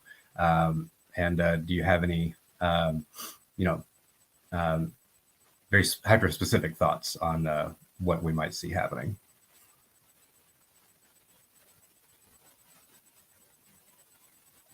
Yeah, I mean, I think bridging in and of itself is like a relatively solved problem. There's like I mean, that's definitely like an overgeneralization. Like there's hundreds of bridges out there, etc. Like there's teams building bridge aggregators, etc. But actually being able to have an interface to build with bridges operating in the back end is still something that remains to be seen. And I think that's really going to be the focus of, at least from my perspective, like sort of playing in this like space day to day, like 2022 definitely is shaping up, at least for me, as a year where we're going to start to see kind of applications that are doing communications cross chain and that are basically tapping into existing bridging protocols to build new types of applications with these bridges basically living behind the scenes. I mean, we're already seeing this with Aave's like V3, and I think a lot of other protocols will follow suit. And so I think bridges in and of themselves, like cool concepts, but what they could potentially enable as a tool, I think goes well beyond the comprehension of the current market. Beyond the comprehension of the current market. What do we say to that, guys? So I think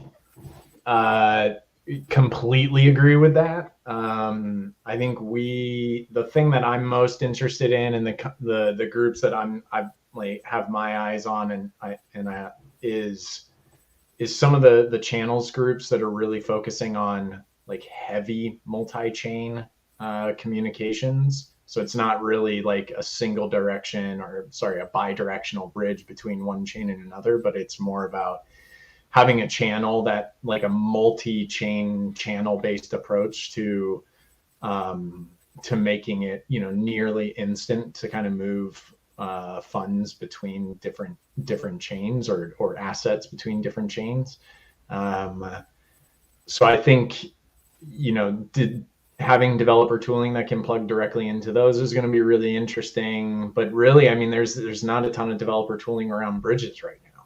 So even these basic bi-directional bridges, there's not a ton of developer tooling around those. And so I think getting that functionality more understood at the developer layer, and instead of kind of forcing the user to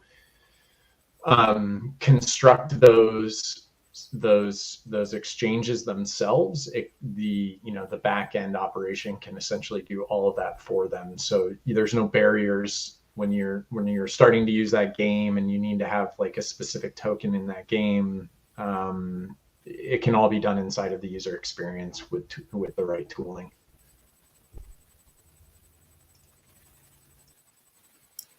I'd like to say I'm excited about seeing more like censorship resistant solutions for bridges as well. I know like a lot of like there's trade-offs with these obviously, but a lot of bridging solutions we're seeing are like semi-custodial or custodial.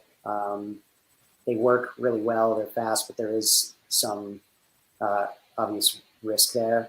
And projects like TBTC were really cool, like bringing some, different solutions to bridging that isn't necessarily like putting those bridged funds into like the hands of a multi-sig. Kind of like goes in with the decentralized core of what we're doing here. So just want to touch upon that. Yeah.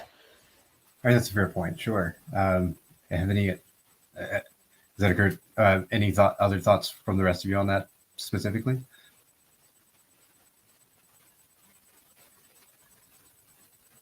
Perhaps not. That's fine. Cool. So yeah, let's moving right along. Let's take a minute to rather than continue complaining about what hasn't been done and what still needs to be done. Let's talk a minute about what has been done that you guys are particularly excited about. So, there have been a lot of developments in blockchain infrastructure over the last year, where you could extend back to, the DeFi summer of 2020. What are some of those innovations that you personally got excited about that seem to signal the field moving forward? Are there any of these problems that we've talked about that are really already being addressed? And are you seeing any interesting projects that are taking up the mantle and moving forward with what we're trying to accomplish here? It's really two questions.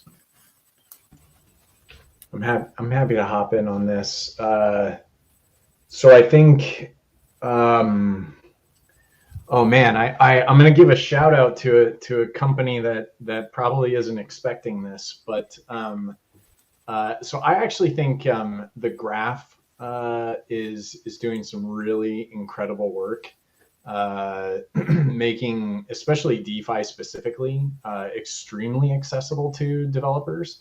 And I think that what they're proving is that there is a high demand for processed data and easier interfaces into this data. And so I think we've started to see, I mean, GraphQL is like a really cool, not so new, but it's a newer interface that people are building applications around, and there's pros and cons to it, and it has its use cases in certain areas, and isn't exactly super useful in other areas. But what it's teaching people is that there's ways to structure this data in really intelligent and fast access ways, and it's making it infinitely more efficient for people to interact with these chains. And so I think they're doing a really particularly great job at that, and kind of blazing the path for a lot of us. And I think that the only other thing, and I'll shamelessly plug one of our features, is we have a feature called ITX that is that's starting to look at the structure of transactions and removing the complexity of transactions, because you really have read and write into these chains. And so there's a ton of innovation being done on the read aspect with libraries and interfaces and indexers and stuff like that. And then relaying and transaction relaying and some of the functionality that tools like ITX do is removing some of the complexity, but also adding entirely new design patterns for developers to make it even easier for the user experience of people actually interacting with Web3 apps.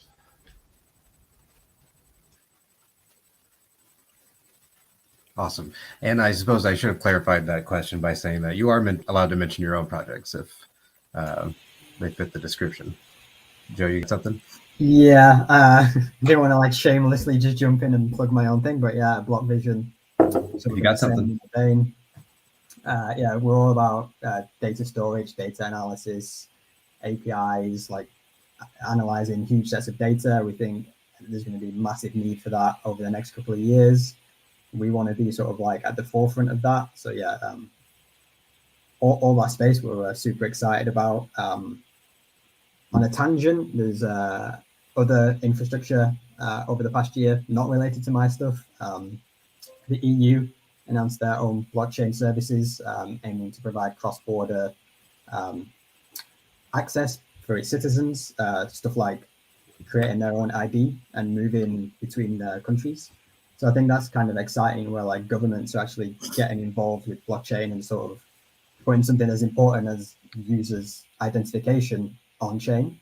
So I think that's a huge signal for the future as well, where that space is heading. Cool. Mike, did you want to jump in? Sure. Yeah. We're talking about like big things that happened in the last year, like L2 deployments. We have live L2s on Ethereum now, which is amazing. Optimism, Arbitrum, Polygon, like these things didn't exist not long ago. Like they were all in development. Now they're live. We can deploy on them. We can use them. Super excited about that. Yeah. Yeah, that's a big one. And Brainjar, you were about to hop in as well.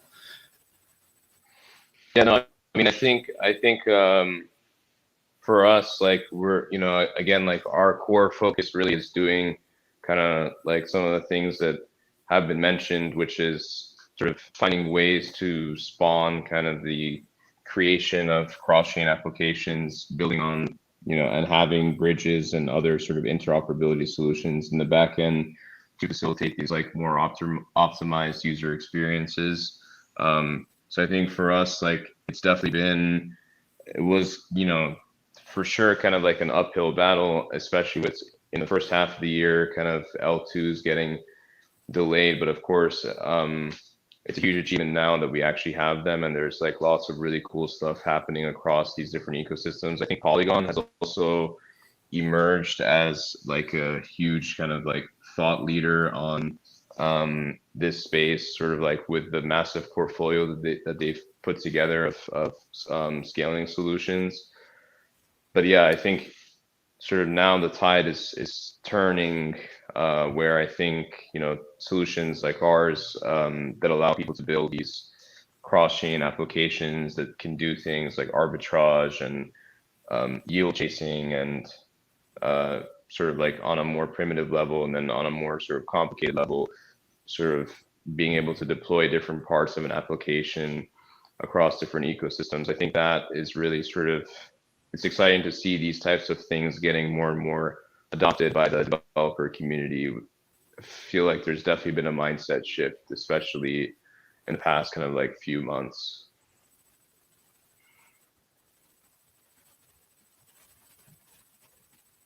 Yeah. Awesome. This is great. I want to maybe hit you guys with a slightly harder question as we go into our last few minutes here. And it's on the subject of DAOs. Like, we're all familiar with DAOs. We have sort of put forward this idea of the decentralized autonomous organization as, you know, kind of a paradigm of democratic governance and fairness and so on. But as we all know, like a decentralized governance model can falter a bit in certain situations, such as when, you know, it's time to make a quick and decisive decision about something. I guess particularly in DeFi protocols and infrastructure that are primarily governed by these decentralized organizations.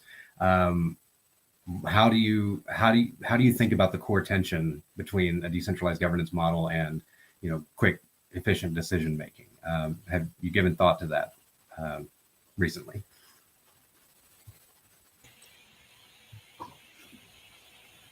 I can jump in. Cool. I think there's a lot of like security concerns. Obviously, like the Badger DAO hack recently, but I think the benefits sort of outweigh the risks. If you look at something like the MT Gox hack back in whenever that was, 2011 maybe, like, yeah, so much money was lost, but no one really bats an eyelid nowadays if they're sending money to an exchange, right?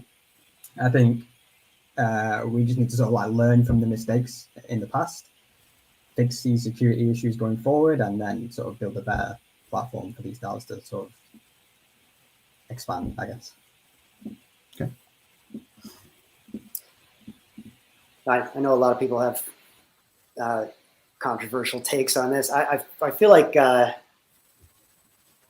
lot of the industry is like using DAOs as like interchangeable with companies, which is a little dangerous right now. Not necessarily dangerous, but it's not like a one size fits all kind of thing. Like, you can't just replace any company with a DAO. And I think like with certain things, like DAOs seem to have been doing a pretty good job of, like in some cases like treasury management and like proposal based like funding allocations. I think there's been some use cases for that with DAOs that have worked well. But like DAOs managing like a software project, a lot of attempts at that right now. I don't think it's always going so well. That's something where you need to make like very quick decisions. So yeah, I think I'm obviously like bullish on DAOs. I'm super stoked on DAOs, but like I don't think it's a one size fits all solution to like every coordination problem.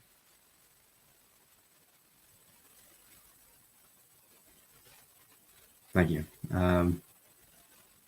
Michael or Brainjar, do you have any thoughts on DAOs and governance models? Yeah, I mean, I kind of echo those perspectives. I think one of the things that is exciting about a DAO is like anybody in the world can basically just jump into a Discord and start working for a DAO. But I think like if we're going to actually get more participants voting and participating in decisions in the DAO,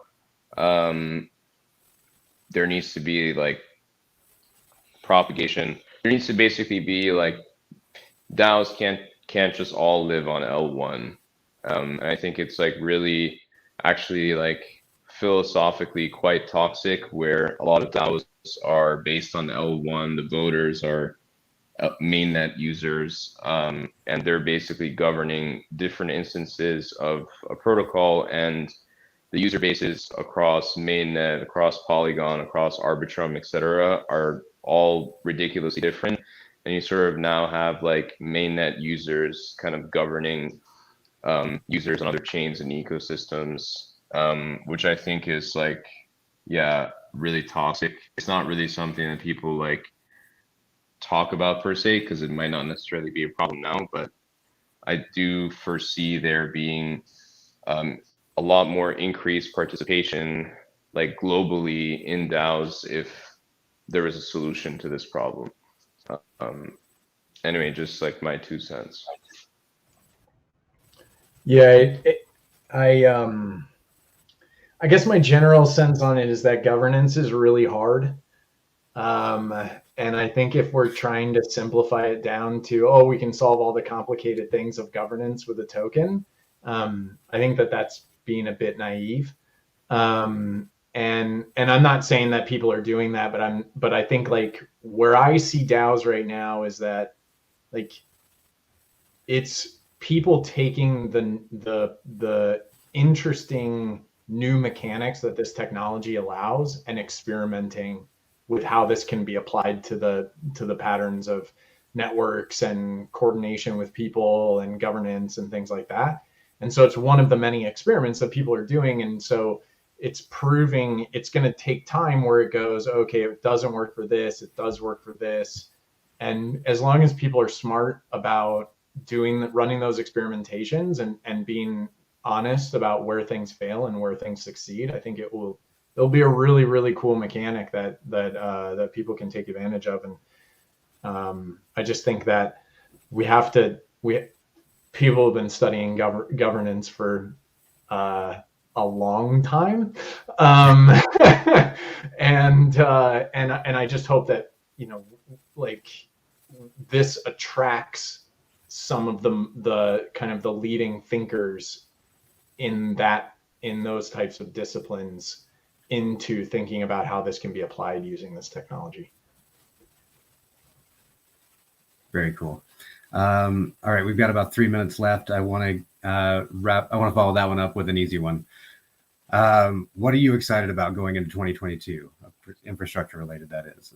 We'll keep it on point. But as we go into the next year, what is it that what's really caught your attention as something that we should be looking out for?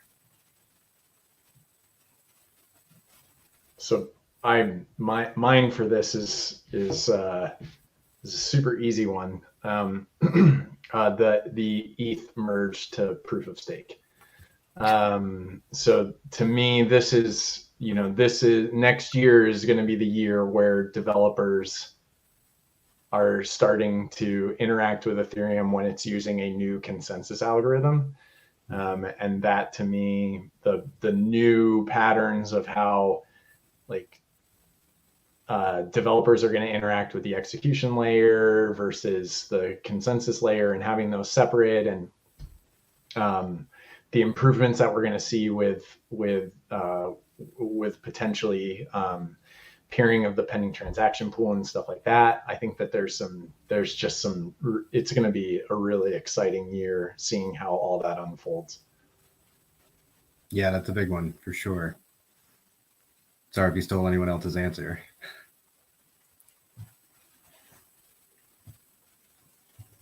Yeah, I think generally speaking, this concept of like data availability is becoming, I think, super, like there's obviously that EIP that Vitalik is pushing to allow for rollups to become even more scalable than they currently are. I think the general notion of L1s becoming data availability layers can be generalized, and that could be the way in which a solution to generalized cross-chain communication could be forged Time will sort of tell. I think also like there's a lot of really exciting stuff happening in the IBC enabled ecosystem as well. So yeah, I think there's definitely, these types of ideas are starting to converge on a single solution. And yeah, I think 2022, we will see that sort of manifestation of that solution. Awesome. Mike, I'll use it as a bit of a plug for what we're doing, but obviously I'm excited about where transaction automation is going. We're not the only ones working on transaction automation. There's also like Gelato and Autonomy. And there have been like kind of like protocol level like Keeper automation, like Keeper DAO. But Brink, Gelato, and Autonomy are working on more of like the account level transaction automation, which I do think is going to be a hugely growing space in the next couple of years. Obviously, that's what we're working on. So very excited about that. Awesome. And Joe, last chance. Yeah, I mean, obviously I could plug my stuff. We're excited about what we're doing. Also sort of excited about the competition with other similar products out there. Obviously, if we build something users think is great, that's only going to inspire other projects to sort of rise to the same level and probably even surpass. And then it's really sort of like a race to the top who can build the best experience and platform for the users. So yeah, if there's a whole new wave of users coming in and a whole new sort of system that needs designing, yeah, I'm excited to see where that goes. Awesome. Wonderful. Well, thank you, gentlemen, very much for joining us today. I want to thank everyone who tuned in. This has been our DeFi infrastructure panel 1. Michael Godsey, Mike Calvanese, Joseph Butcher, and Brain Jar, everybody. Thank you all so much for being here, and take care. I'll see you all around.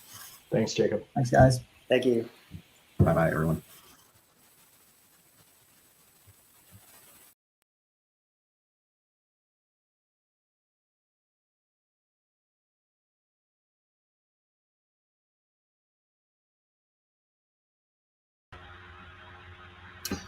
Hello, everyone again.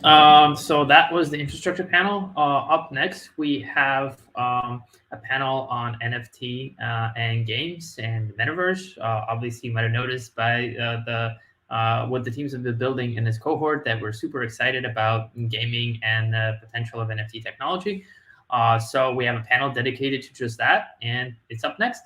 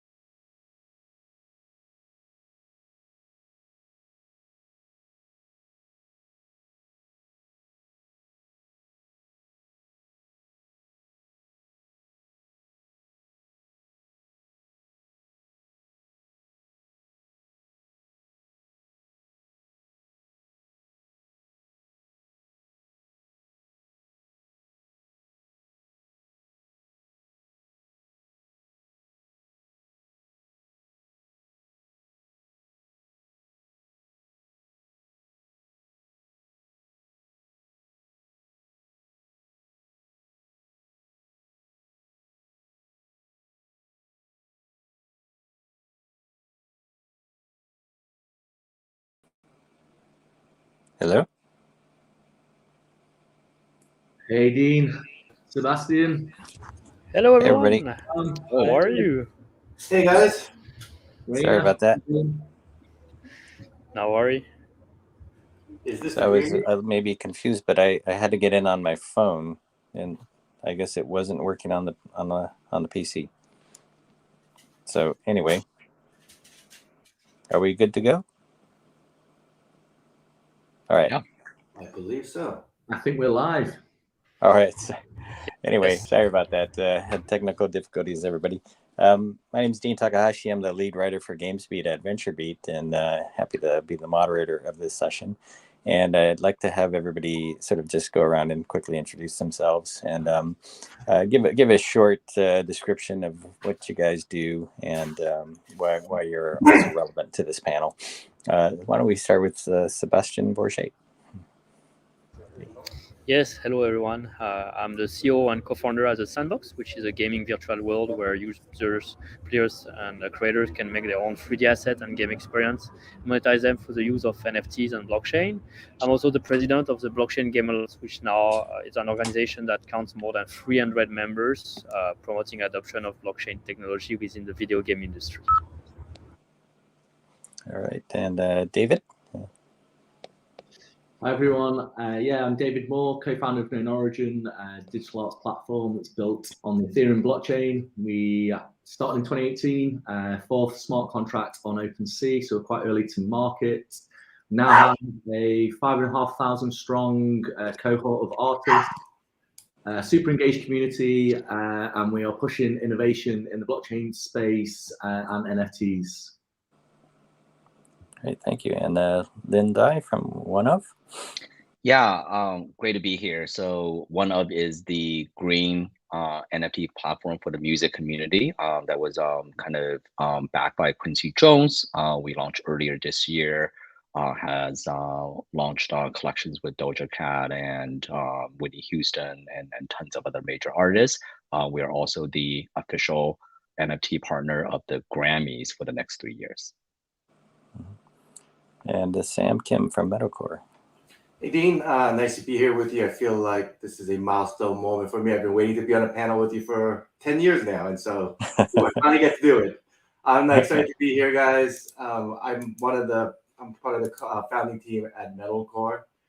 We are a NFT-based vehicle combat game where we pit up to 50v50 in a PvP mode, and also there's a PvE mode. Really excited about the game that we're launching. We'll have more announcements coming soon about the game. We have a 6-time Hugo Award-winning artist that's leading the design. We have a great development team with years and years of experience working both in AAA and in indie games, and so we'll be bringing this to market in 2022. Mm-hmm. Awesome, and I guess everybody knows NFTs have taken off in a big boom this year, and I believe that Chainalysis just had some numbers where they said about $26.9 billion worth of NFTs have been sold this year. I think that's sold and resold as well. But who wants to take a crack at explaining this sort of meteoric rise?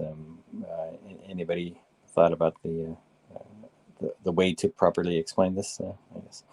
And I would start with Sebastian again.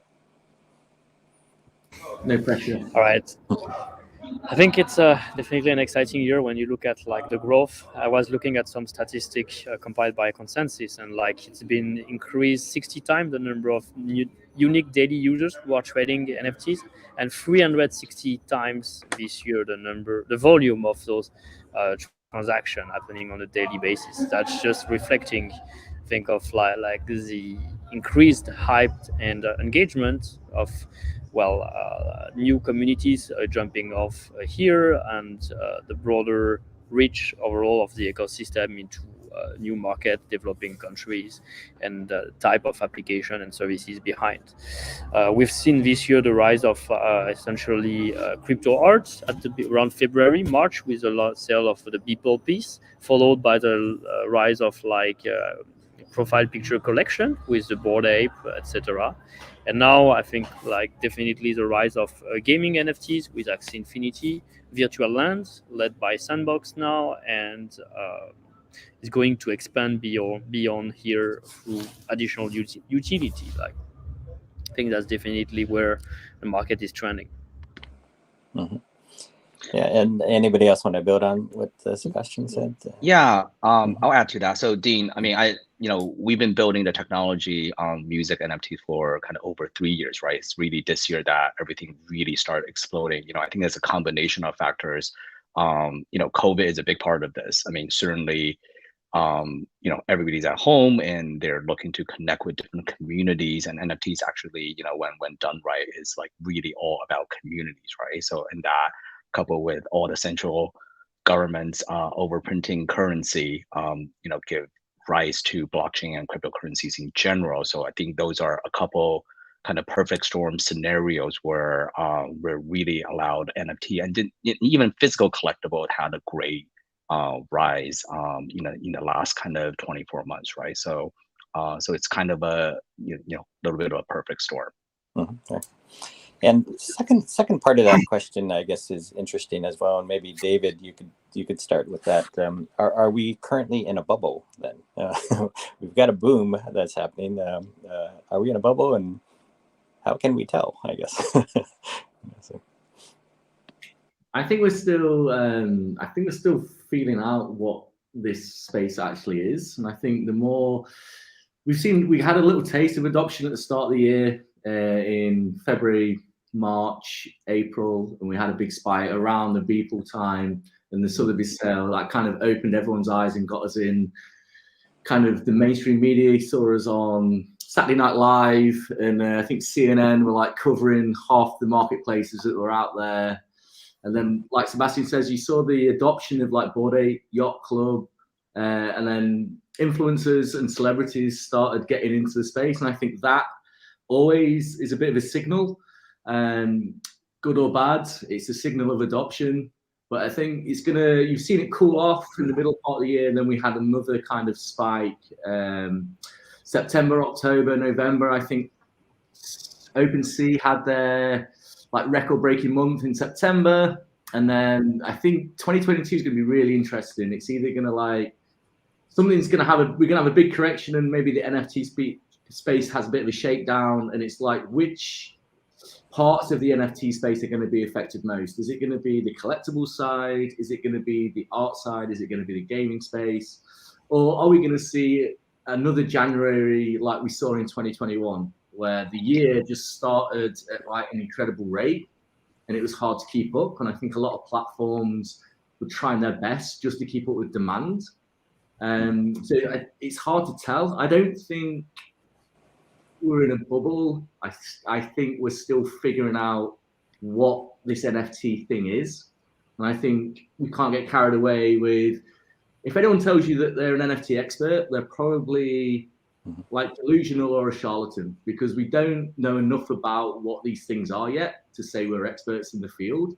And I think it's going to be interesting to see what comes next. And I think the gaming space is going to be really cool. Interactive NFTs are going to be really interesting.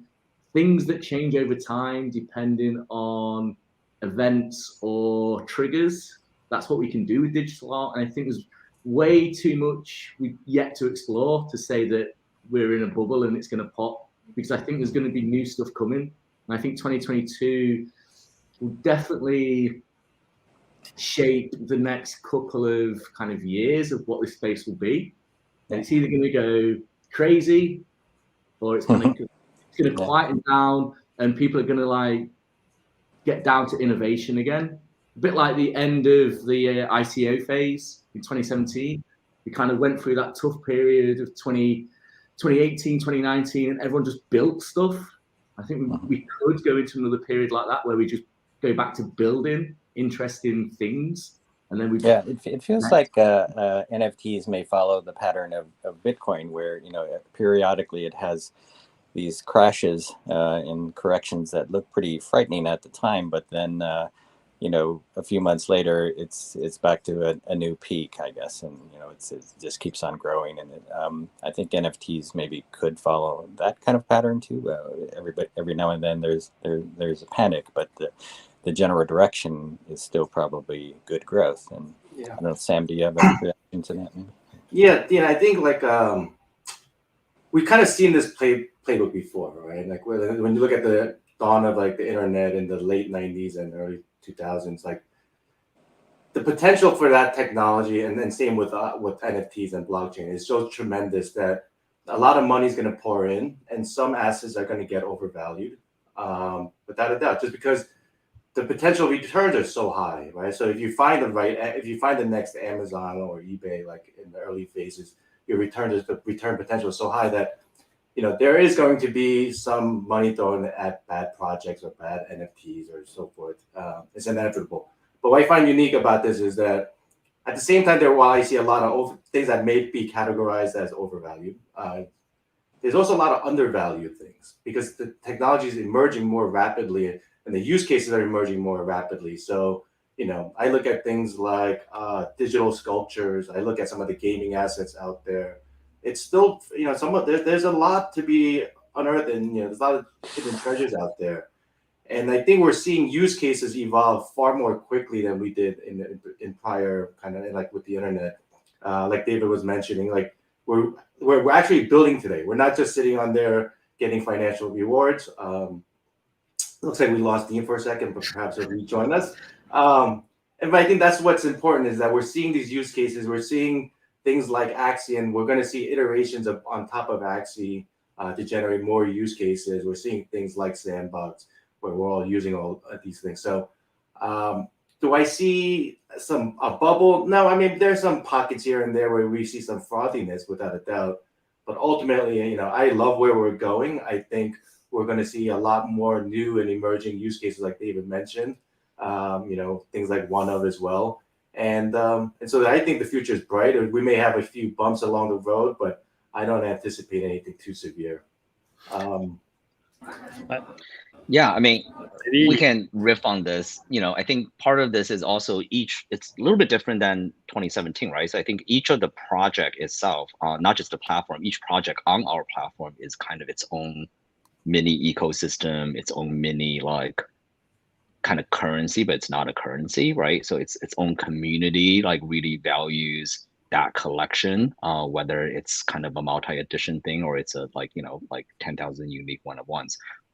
So I think it's interesting. I don't, like not necessarily, certainly some projects feels very frothy, but not necessarily if one project is start going down, it doesn't necessarily have a systemic effect, right, onto other projects. So also just because like the NFTs, the liquidity is like very different than kind of what we went through in 2017, 2018, right? There's just a lot of holders, right? Like I love my whatever and I'm just gonna hold it no matter what other people are trading the prices. I totally agree. Sorry, you guys, Sebastian. Quick note, and then up for you, Raini.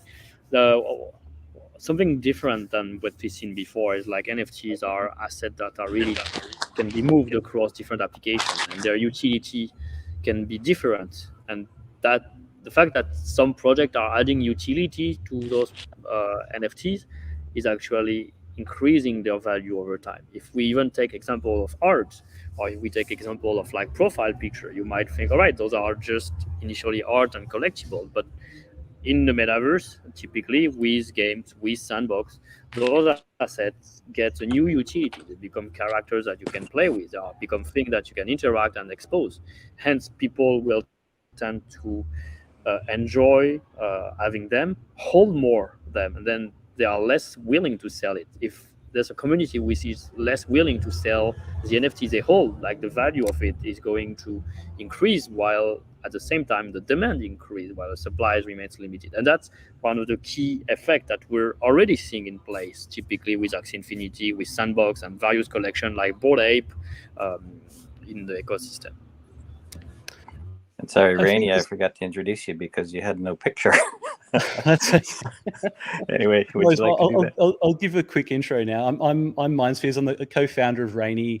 We're a cross-chain NFT platform and play-to-earn gaming studio, and we're bringing out a play-to-earn trading card game in Q1 2022. But I was just going to add that I think that I guess a big part of the rise of NFTs is, obviously crypto itself has become much more mainstream, but I think NFTs are something that are very sort of highly relatable to people, as opposed to maybe certain aspects of DeFi that, people might find a bit more impenetrable in terms of, all of the jargon that gets thrown around. And I think that NFTs are something that people can really connect with at an emotional level. And that's why we've seen this emergence of so many communities around different NFT collections, because I think it's, it sort of harks back to, many people, I'm sure, throughout their lives have collected, whether it be trading cards or anything like, things like that. And I think that has, allowed for a pretty big on-ramp into the space for a lot of people who might have otherwise not really partaken in the whole cryptoverse. So I think that's a pretty interesting aspect of the whole thing. Here's kind of like an open question for whoever wants to answer first here. I think so. We have crypto collectors, we have crypto gamers, and they seem like a fairly small but very enthusiastic base that has really helped this industry take off this year. I guess the big question is everybody's waiting for the mainstream market and the mainstream gamers to come. Also the big game companies to come into this market as well. And I'm wondering, what your own analysis is of like who is the audience right now, and how do we get to that mainstream? So when it comes sorry, you go, Sam. It's okay. Go for it. Well, so speaking from our side, we're a free-to-play based game that's trying to build upon what kind of actually innovated on with their play-to-earn design. And so for us, I think it's important that we have all kind of types of players. We have what we call the earners, people who are engaging the game in order to earn tokens and sell them and maybe pay their bills, which is often what we see in the Philippines. And then you also have the traditional gamers, kind of the free-to-play guys who, if you think of the free-to-play, it's almost, I think of it more as like a funnel where it funnels in a large player base. And ultimately, you're trying to get them engaged into the game enough so that they are willing to spend some money on upgrading their assets, etc. Like me personally, I'm not one of those great gamers. I need to spend money in order to keep up with my friends, and I will. I'm a willing spender in a game that I enjoy. And so I think we need to cross the chasm across all three areas, and we're going to see that that's sort of where our focus is in trying to make it a fun, engaging game that people play because they enjoy, but also willing to spend some money, and then balanced with the earners. And so we haven't gotten the guys who are playing for the fun and engagement. So that's why there's a little bit of skepticism out there in the market still. We're seeing that people think that this is a money grab, and instead what we're actually just trying to do is build upon this great technology and all that it can deliver to the community. And I think once we're able to deliver that kind of a user experience, the gamers will come. Like all the challenges of connecting your wallet and all of that, they'll overcome that. I mean, they run their own servers, for crying out loud. Like gamers can figure things out. Yeah, we just got to get over that resistance, right? The sort of early resistance here among people who, sort of are reminded of things like loot boxes, and they don't want NFTs to take us in that direction again, I guess. Absolutely, and we have to be careful to make sure that doesn't happen. I think you really sort of hit the nail on the head there, Sam, in terms of I think up until now, a lot of blockchain games have really not focused on the sort of fun, playable game aspect. They've sort of been proxies for interacting with smart contracts and for speculation more than anything. And I think that bringing, true, I guess, much more of a focus on actual gameplay to the equation is what's required to actually bring mainstream gamers into the space. And, even in our experience, even hiring game developers to work on a blockchain-based game has been challenging. There's a lot of skepticism in that industry in terms of how blockchain-based games are seen. So I think it's something that obviously is changing and maturing, and I think that's definitely the issue. Yeah, I mean, And major companies are entering the space, right? Ubisoft just announced that they're building digits on top of Tezos blockchain, which is also what we mean our music NFTs. But I think it's interesting, like, we are targeting the mainstream consumer, right? Like, a lot of 80% of our users are the first time they ever bought an NFT, and that, including Doja Cat's fans, right? But imagine the next iteration of that, like their NFT can, maybe we can take that into Sebastian's sandbox, and Doja Cat can throw like a virtual concert, right? So there's kind of game mechanics that can be iterated for sure. I'm not sure if we have a time check because we started too late because of me here. But Sebastian, do you want to take a crack at linking NFTs and blockchain to the metaverse that everybody's talking about, and maybe very? Sure, of course. Just wanted to add on the previous question briefly, like already Sandbox has more than 1.2 registered wallet. Half of them for the first time created a wallet. So we have that strength to bring on new users through brands, through UGC, and through the metaverse. And I think people don't realize, like, the tip of the iceberg, Ubisoft has been announced. What I'm seeing at the BGA, what I've been hearing at Slush, is like every little game company in the world is going to have one product by next year with blockchain and NFTs in it, and that's going to be maximum scale by then. And I don't want to hype, I'm just stating facts here. Where do we lead from there into the metaverse? Like, the metaverse is like a broader concept where you also have your identity as an avatar, and you use that identity to play across all different games. You take your asset, you can use them. Oh, we lost Dean again. we can use them across different virtual worlds. You can own also your currency, etc. I do think like the metaverse is really going to be disrupting the overall industry beyond social media, and it's bridging a lot of like those key concepts that we've been touching about already around ownership, around art, around marketplaces, and then about the utility. Like, it's connecting people beyond into new, more social, more immersive experiences through those avatars, and then they can play around with their NFTs. They can discover content, they can buy content, they can attend experience, virtual concerts, they can engage into play tours, they can touch with the creator economy and make a new revenue as a creator, as a digital architect, as a fashion designer, with Artifact buying Nike buying Artifact, or Adidas entering Sandbox typically. So that's definitely a great future in shaping here. I suppose gaming is going to lead the way, both with NFTs and the metaverse. Although there are some contenders out there with art and music as well, right? But what do you guys think of that? I think that might be our last question, since I'm not sure of exactly how much time we still have to go here. But anyone want to take a crack at gaming leading the way? Yeah, I mean, I definitely think gaming will lead the way, right? So it certainly already is the fastest growing segment compared to other entertainment segment like traditional movie studios or traditional music, because gaming just is more engaging, right? So but like, I think what we like to see is kind of our artists and in music really kind of thinking about the next level of gamification, whether it's metaverse, whether it's actually their NFT working inside a game. So yeah. Obviously, I'm a little biased in my answer towards this. I mean, I absolutely believe gaming will lead the way, but I think we have to be careful. Like, we have to be careful that natural way of people, like, even without talking about technology, about gaming, like or anything, like, we play games to connect with other people. We play games because we want to have fun. We play games and we create. Life is some sort of a game. Like, we try to improve, we try to get fun out of it for most of us.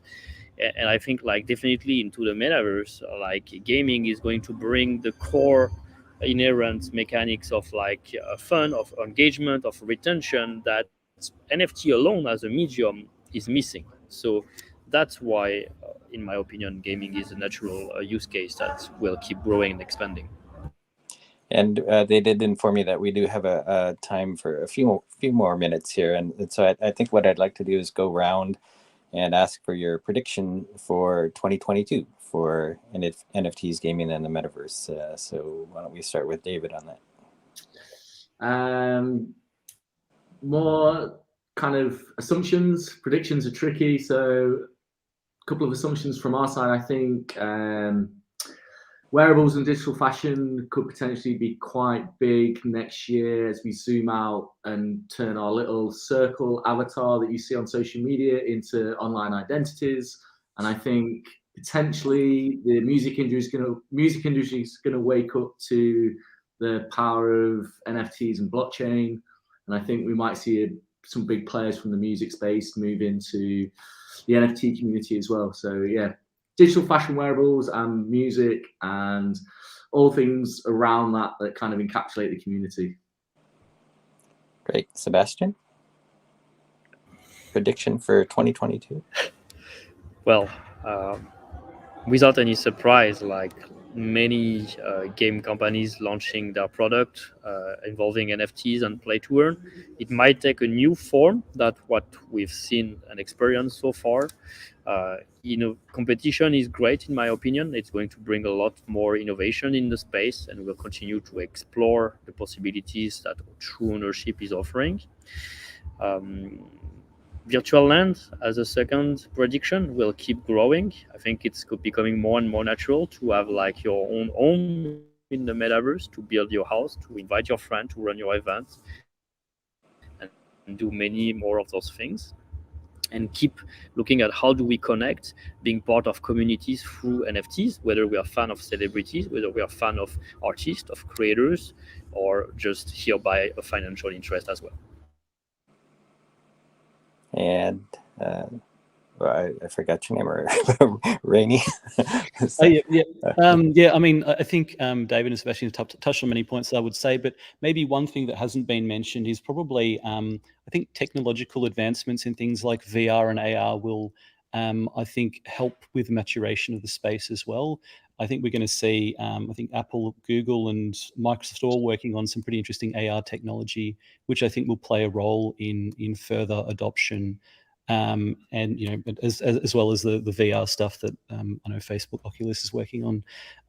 So I think we'll continue to see people shifting towards more being more comfortable having a digital identity, digital lifestyle. That's already been accelerated by COVID and all the lockdowns and that sort of thing. So yeah, I think very, very interesting future for the space for sure. And Linda, 2022. Yeah, I would say I'll have to agree with David. Music is going to be big for NFTs in 2022. I think it's going to take the form of both kind of where the metaverse meets the physical verse, right? The omniverse, where a lot of concert experience is going to, when you go, you're going to walk out with a digital collectible. But I think also for music specifically, it's going to move beyond collectibles, right? So there's a lot of work that companies are doing. I think we're at the cusp of really potentially solving royalty using NFT as a potential solution. We're actually, in fact, like OneUp.com tomorrow on Wednesday, we're actually doing our first compliant music royalty offering via NFT. So I think next year it'll be major change for the music industry in that way. Awesome. And Sam, you get the last word here. So I'll say that I agree that with everybody that gaming is going to be huge in 2022, undeniable, I think. But I'll turn it more as what I would like to see in 2022, and that's interoperability. I'd love to see NFT as assets going across projects, across chains, and so whether it's music from Lynn's platform making its way into metalcore, or profile pic of an NFT making its way from let's say the Sevens as an example, as a project that makes its way into my game. Or us working with even somebody that might be considered a competing game, let's say like a Phantom Galaxy, a Manny Mocha, like bringing some of their assets into our game and crossing those communities, so that really you have an NFT and it's realizing its potential to have a lot of different ways to engage and interesting use cases across communities, across projects, and even across chains. So that's what I would love to see in 2022. I think we're going to make great strides in that direction. I don't know if we'll actually fully realize that potential in 2022, but I think we're going to see kind of the on-ramp to achieving that in the coming year. All right, everybody. Well, thank you very much. Thanks, team. Thanks, team.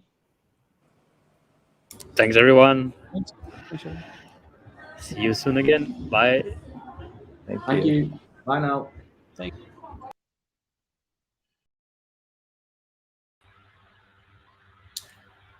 Thank you, speakers, for that panel.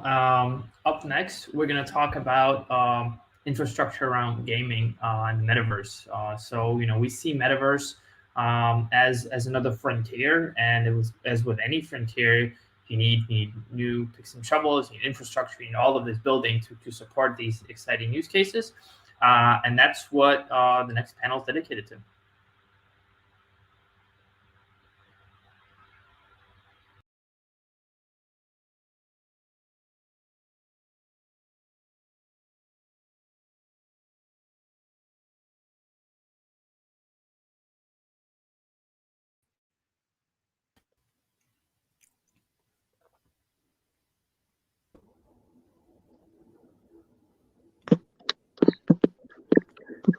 Here we come. How's it going, everybody? Everyone's made it. Good.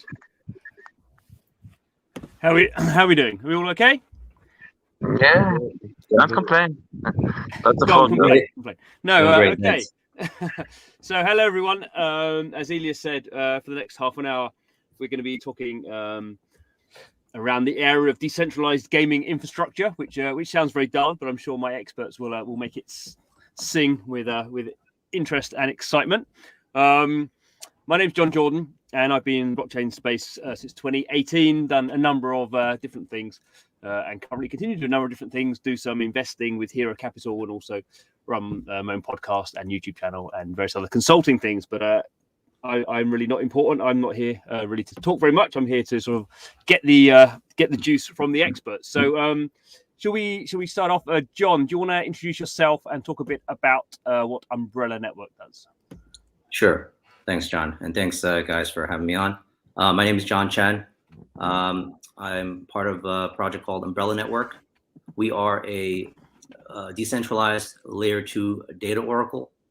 So similar to Chainlink or BAM protocol, we bring data onto the chain.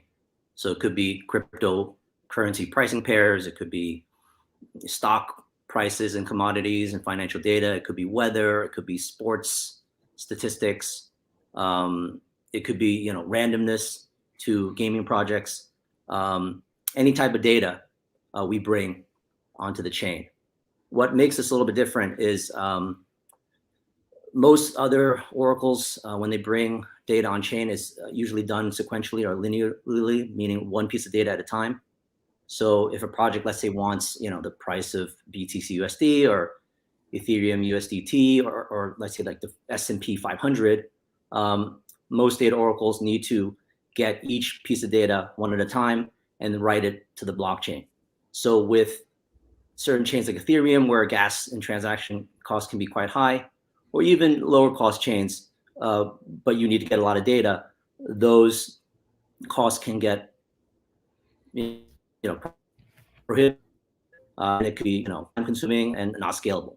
What we do is we aggregate all our data into a single Merkle root hash that's aggregated and then written onto the chain at one time. So what that key differentiator does is allow us to, one, be able to scale massively, because we can write technically 10,000, 100,000, potentially even millions of pieces of data all at once. So it's massively scalable, and it's also incredibly low cost, because we don't have to worry about sequential costs of writing pieces of data one at a time. So that's the key differentiator. The other is, since we're a layer 2 oracle, we're able to do things processed on the layer 2, which allows us to move faster and to provide a lot of benefits around that as well. So that in a nutshell is what Umbrella does. Lovely, very succinct. Good, thank you. Or you want to tell us a bit about yourself and what happens at Chromia? Yeah, sure thing, John. Long time too. Basically, I'm long time in the space. Started in 2011. Co-founded the original, I would say, color coins protocol back then, which was the first NFT on top of Bitcoin. Led the open source project with Alex Mizrahi and Henry Kelte, which are now my co-founders at Chromia. Quickly, we realized you cannot build anything on top of any existing infrastructure back then. And what we ended up doing was basically combining existing data models like relational DBs like PostgreSQL and so forth with blockchains. So essentially, anyone can deploy a smart contract with only its SQL knowledge. They can host very complex data. The whole architecture is very similar to Cosmos in a way that you have all the sidechains one application, and then all the sidechains can interop by trading NFTs, data tokens with one another, similar to IBC-ish. We have no fees, of course, and the first use case that we were thinking about, it was gaming. We acquired a gaming studio called Antler Interactive 2 years ago, before gaming was hot. And together with them, we thought about what we can do together and what kind of title can fit more of a blockchain and Web3 environment. And what we're doing, they created My Neighbor Alice, which was one of the first play-to-earn titles based on Animal Crossing / Farmville, I would say, which still have tremendous success. With about 52,000 users registered to Steam, 1,500 players that actually played the pre-alpha game and really enjoyed the posted content and so forth. The studio grew from 5 people to 40 people, and hopefully they will be launching as well the full gameplay soon, and planning to do more titles also later. So that's a little bit about what we've been doing in our whole focus on gaming, NFTs, and so forth. Good, thank you very much. Well, either Steve or Vicken is going to win the prize for the best backdrop. I don't know which. I think joint first prize. Steve, do you want to tell us what Sandstorm's up to? Yeah, sure. So I've been in the space in crypto since 2013, and got to see the comings and goings of previous cycles, and sold my previous company to one of the founders of PayPal, Max Levchin, and his company Affirm acquired a peer-to-peer lending business I started in 2015. After that, dove into crypto full time, started building up a community on social media. You can look me up, Hack Crypto, on YouTube. And after that, I spun out a company called Grow Your Base, my co-founder, and it became the 8th largest landowner in Sandbox over the last year. And this year, I started Sandstorm, which is a metaverse education platform. The goal here is to effectively teach the next 100 million people all the different components that go into gaming and the metaverse, how to get involved, and everything down to downloading MetaMask. I think we often forget the basics. So very much about education. We're reaching 3 million people a month right now, and we have about 24,000 players registered, eager to learn about the different builders. We bring on 3 streams per week from 2 professional streamers, and we have highlighted a lot of builders, gamers, landowners in the metaverse, and creators that are amazing, and we bring them onto the show. And the platform that we've developed allows people to, just like this stream that everybody's watching right now, you're allowed to purchase NFTs while you watch the stream. So it's an all-inclusive platform meant to very much streamline and simplify everything for newcomers to get used to getting into the metaverse and experiencing it. I love the way you just sort of say, yeah, we just ended up being the 8th largest landowner, as if that's sort of something sort of look behind the sofa and we've got a bunch of land. How did that happen? Ooh, I don't know. Yeah. And is it just Sandbox that you focus on at the moment? At the moment, yes. Yeah. We partnered with them early on, and we were the first active social hub. We work with Lucas, the CTO, and Seb, who's just on the previous panel, every week to deploy the social hub before the alpha came out. So people could come in and experience multiplayer for the first time. That was September 1st that we did that. And we took like this legendary selfie that became a Pope, and people could buy and sell it. And yeah, we're starting with Sandbox, but we plan on going across the entire metaverse and teaching people all different components. Cool, very good, excellent. And Vicken, what's Blast up to? Hey guys, excited and grateful to be here. I feel like a newcomer amongst veterans, crypto veterans. I've been in the space for a couple of years, which feel like a decade in crypto time. But yeah, really excited to be here. And Vicken, one of the co-founders of Blast. The other co-founder, you met him earlier today during our demo. And Blast is a gaming platform aiming to connect every type of game with blockchain mechanics and play-to-earn dynamics. That's basically our long-term goal.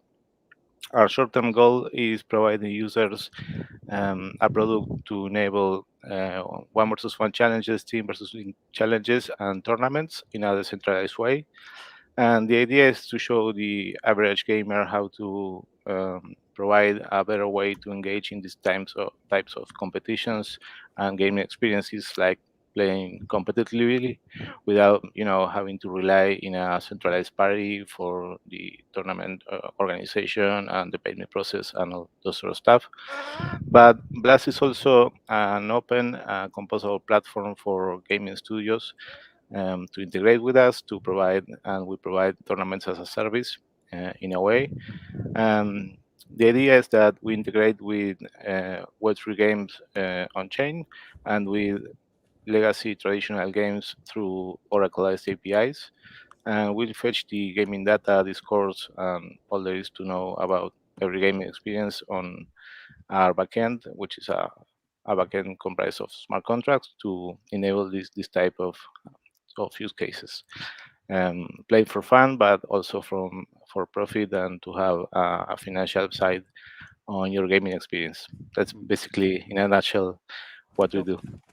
Good. So you're all sort of obviously all in the sort of blockchain Web3 space, but all actually quite different sort of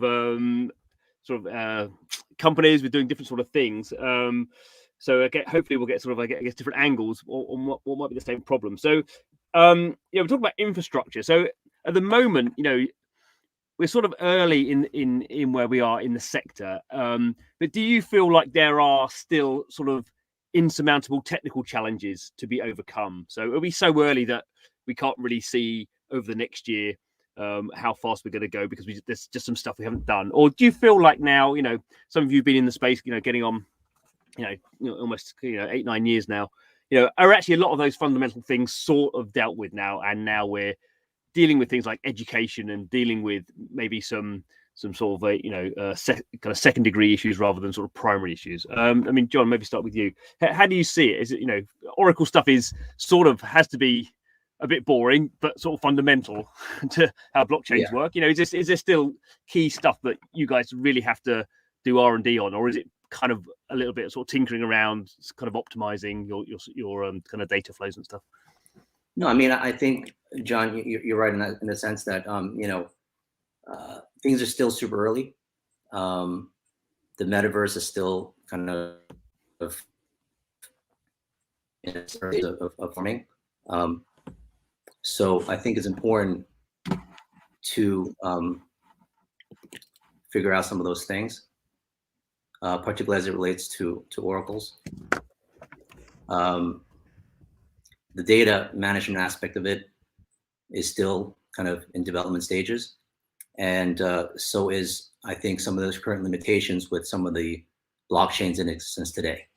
For example, with Solana, which is, I guess, known as one of the more faster transaction throughput chains, it's still really unable to handle the high computational requirements that are necessary for things like blockchain-based gaming. Even a simplistic game like an Angry Birds, for example, today can't be fully run on the chain. So designers have to be careful in figuring out the proper balance and proper data management strategies to figure out what are the key pieces that need to be put on chain, like obviously certain in-game assets, NFT-based data structures, all those things, in-session gaming data, things that have to be put on chain because of the immutability, transparency, and benefits that the blockchain provides.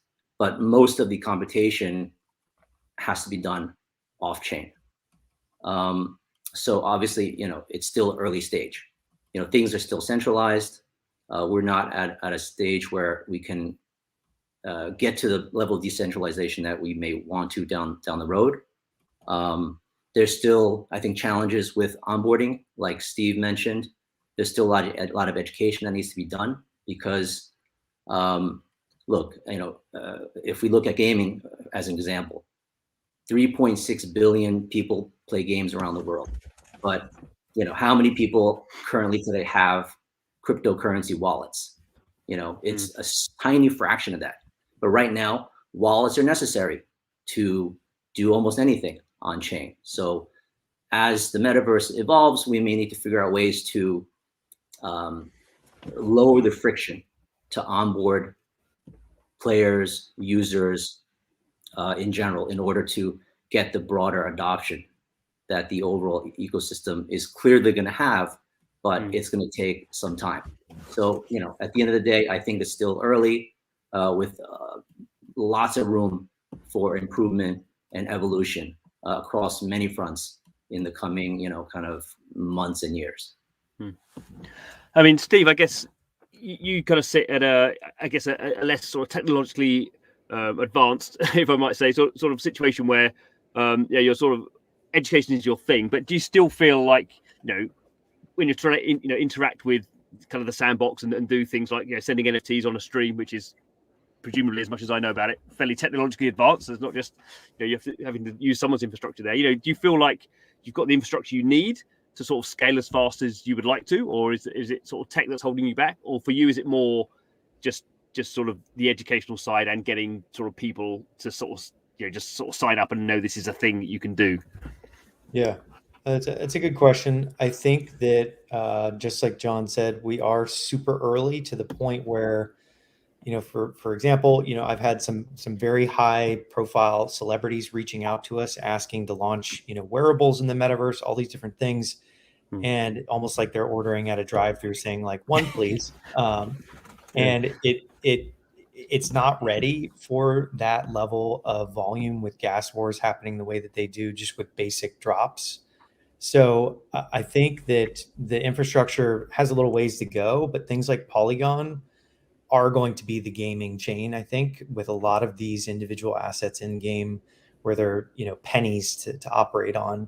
And a lot of people in our community are very concerned about the pay to play concept where people come, we have thousands of people coming in from Minecraft and Roblox and things like that say like, oh, my parents aren't rich enough to let me play. They can't buy a plot of land to get me to play this game.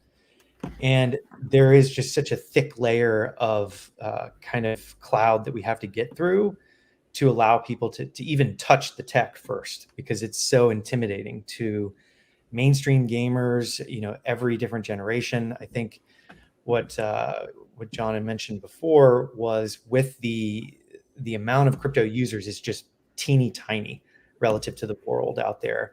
I think in 1995, there was like 50 million people using the internet for scale. And Sebastian on the previous panel just said they have 1.2 million users. So in terms of like where we're at with the growth of the metaverse, I mean, we're pre 1993 maybe of the internet. So there has to be a lot of hand holding to get people comfortable, and the infrastructure has to come in hand. So I'm hoping that those go in tandem and work together nicely. And that's what we're trying to do by creating that bridge. But it's a game of tug of war to get there together, I guess. Yeah. I mean, or I guess you're sort of sitting more. Correct me if I'm wrong, but you're sort of a layer one blockchain. You are sort of the sort of baseline infrastructure. So do you see that's the sort of great advantage for Chromia, that you can, there's lots of layer ones out there. I guess Ethereum, in terms of sort of value and prestige, is still by far and away the place where the prestige stuff happens, but there's still not really a blockchain where people can just onboard easily and not pay really high gas fees, and it's robust. We have things like Solana and Polygon and Flow maybe, but none of them have really reached sort of critical mass yet. I mean, do you think that's the sweet spot for you guys to sort of come into that space and solve some of those onboarding and performance issues? Yeah, certainly, and especially as well composability as well. On top of the other one as well, we have the standard bridge to it as well, and to BSC. On top of that, so we work very, very closely as well with both of those ecosystem. And inside Chromia, we built it in a way which is composable from day one. So take a look, for example, at Cosmos. They have their own IBC. We have a very similar thing to that, as I mentioned earlier, which I think is the key pillar as well, to have a success as well in Web3 infrastructure. So if Minebalis want to partner as well with Minds of the Lernia, or Minds of the Lernia want to partner with any other game as well within our network, it will be very easy for them to trade NFTs between those games, even without the need of a proper wallet infrastructure to connect to. So those are type of things that we are working on, especially around tooling, tooling for onboarding, tooling for developers, and making sure that it all goes smooth with the advantage of our relational aspect of data modeling. Mm-hmm. So we're going to have to go pretty fast now because they want to sort of finish roughly on time. So this will sort of be the last question because the other one's overrun. They want to sort of get back to time. So we've had some it's sort of come up in a few of your answers around sort of wallets. And I know that sort of seems, again, sort of a really techie sort of subject, but I think it's always been interesting that wallets have always been there, and wallets are quite an interesting concept, that they sort of sit between the tech infrastructure side and the sort of onboarding side. So there always seem to be sort of a critical sort of a thing there about wallets. So I'll ask the last question on wallets. Do you think that sort of wallets are still the major problem, and actually we have some fundamental stuff still to do with allowing people to onboard with wallets that are easy to use, but they have access over them? So obviously we have sort of custodial wallets and non-custodial wallets at the extremes. Have we found a good solution that sort of does the best of those and somehow sort of finds a nice hybrid? John, do you want to give us a view on where we think with wallets? I think, and try and be fairly quick because we've only got a few minutes. Okay, yeah, I'll try to do my best. I think wallets are important because that's kind of the basis of how you can hold on to your in-world or in-game assets. But I do think that it is, as of today, the way wallets are structured, a bit of a friction point. If we're able to, maybe it's not so difficult to have a Coinbase wallet, but setting up and using a MetaMask wallet, it's not the easiest from a UI perspective. So maybe, down the road, there could be some improvements around that where it's relatively more seamless. A metaverse, for example, could allow some type of a free-to-play model where you're just able to onboard quickly without having to set up a wallet and get things worked out. Once you start playing and maybe you start earning in-game assets, at that point, if you do something with those assets, then you're required to set it up. That way, you're no longer front-loading a relatively, at least currently, somewhat difficult onboarding process, so that more people are incentivized to, when you actually have assets, you're going to definitely be more incentivized to figure out how to set it up than today. It's, connect a wallet in order to enter. Whereas on some kind of metaverses and games, you can't even see anything until you connect a wallet. So that initial barrier to entry is not great, and it's not great today to be so upfront in the kind of overall process.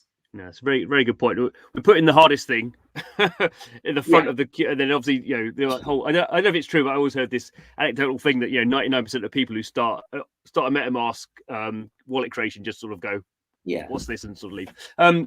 Vicken, I mean, I guess you sort of sit particularly. I mean, how do you kind of deal with wallets in terms of your sort of esports kind of tournament kind of infrastructure, and what sort of improvements would you sort of like to happen, I suppose? Yeah, I mean, I think wallets are a key part of the. I consider it part of the infrastructure. To be honest, it's really important for them to evolve in many aspects of the whole Web3 experience. I mean, you have the security aspects, which are really important, but also it really touches on the user experience for many of the dApps and platforms. In our case, our platform doesn't really request for first-party data. We use the wallet to sign in and create a user on our platform. So it's very important for us. But like people were saying, I mean, it's so early, we probably won't even call them wallets in a couple of years. Probably it's going to be a piece of software embedded in iOS or Android or your browser or wherever. And the concept of a wallet probably won't even reflect what the use cases are going to enable us to do. So yeah, a key part of the user experience and infrastructure for sure. Now, I think definitely when we have sort of, not that we don't have good user experience people in blockchain at the moment, but when we have sort of that particular area becomes more mature, I think we'll see exactly what you say where it becomes seamless. Steve, how do you see that? Yeah, so I think that with the NFT craze kind of hanging strong, I like to think of it as that wallets, when I was first starting out in 2013, 2014 era, was sending money back and forth. NFTs now have kind of opened this new functionality for wallets that I think supersedes money now in a really unique way. And it's blown open this door to the point where, gaming and all of these cool new instruments are coming into the space because that new functionality's opened up. And, Or mentioned color coins early on. I remember playing around with that, and that's so cool to be on a panel with you, and you created those once upon a time. And I remember kind of yeah, it was a long time ago, but I remember thinking that I was like, wow, there could actually be something, on top of Bitcoin. That's bizarre. And tabled it, and then CryptoKitties happened, and everybody kind of rushed back into it. But I think that with wallets, it's still rough around the edges. People will continue to lose seed phrases. People will continue to ask basic unanswered questions like, what do I do to fill the wallet after I have it? We've bounced around ideas of starting a DAO to fill the dust into Ethereum wallets just to get people started. We've tried all different types of things to really lower that barrier to entry to bring people in, because we're all moving very quickly. But in reality, we're talking about less than 1% of the entire world population here. So I think the user experience needs to catch up. MetaMask has done a pretty good job educationally wise. That's what we always recommend newcomers use. And, we kind of take them through step by step, hand holding through the whole process. And the metaverse is actually quite easy to access now. So I'm impressed by what Sandbox has done. Decentraland is doing a pretty good job. Somnium Space is doing a decent job. But I think that those experiences are going to get better because it's just native with gaming in terms of like things operating in the background. So my hope is it's going to get a lot smoother. You're not going to have to have the seed phrase front and center. You can just start up with an email and it will generate an address for you. And when you need to back it up, it'll give you instructions and things like that. But my hope is it gets a little bit smoother over the next year or two. I was thinking the ironic thing is once you have MetaMask up and running, then the friction is gone to interacting with so many things. It's just it's sort of perfect. You don't need anything else. You just have MetaMask, but it's the setting up. Okay, or you're going to finish this up. Finish this off now for the panel. Unfortunately, we don't have any more time. But how do you see this, and how's sort of Chromia dealing with stuff like wallets? Yeah, so basically we have our own as well a single sign-on supported wallet, which is highly secured and very good as well for undumping the users. It's very user friendly. On top of that, of course, we are looking at type of things like MoonPay, of course, which will let the users as well buy directly from credit cards, which is good, medium size, medium solution, I would say. And on top of that, of course, I mean, while the colleagues as well here in the panel said that MetaMask isn't that user-friendly at the moment, but there's 10 million users, so we have login as well from MetaMask directly to the common network. So not like RPC because we are not EVM compatible, but we'll have a way that you can log in from MetaMask and deposit funds within the common environment. So we've been very highly focused as well on our wallet and on the onboarding process, and we think we are getting there. Somehow we don't see any complaints with it from the users that are logging into from the games, and there are about like 200,000 users by now that unique ID wallets that access the wallets. So it's pretty good numbers. But yes, it is a very highly focused for us. Yes. Okay. Well, on that point, I guess that's maybe that's crystallized the fact that we are early. There are some decent solutions, but they are not the solutions that we want, and maybe that's a good area for 2022. If anyone has any strong technological urges to do something new in blockchain, wallets would probably be a good place to start. Anyway, thank you very much to John, or Viken, and Steve. And whoever's in charge now, I guess they press some sort of button and we all vanish into the metaverse. I don't know. I don't know about the metaverse. Thank you very much. I really enjoyed that. Right. Bye, guys. Thanks, everyone. Bye, guys. Cheers, guys. Take care. Bye. Thanks, guys.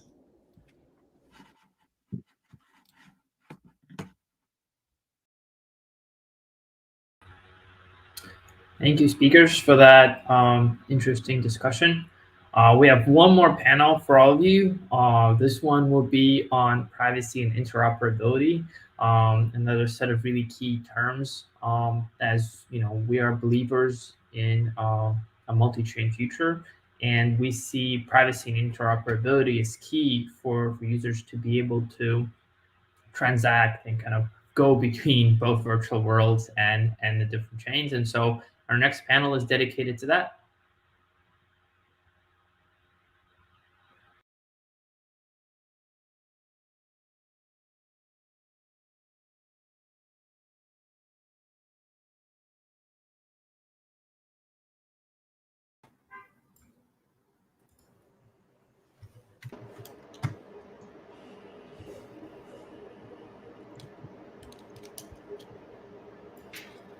Hey folks. Oh, I think we have everybody. And would everybody mind muting your mics when you're not talking, please?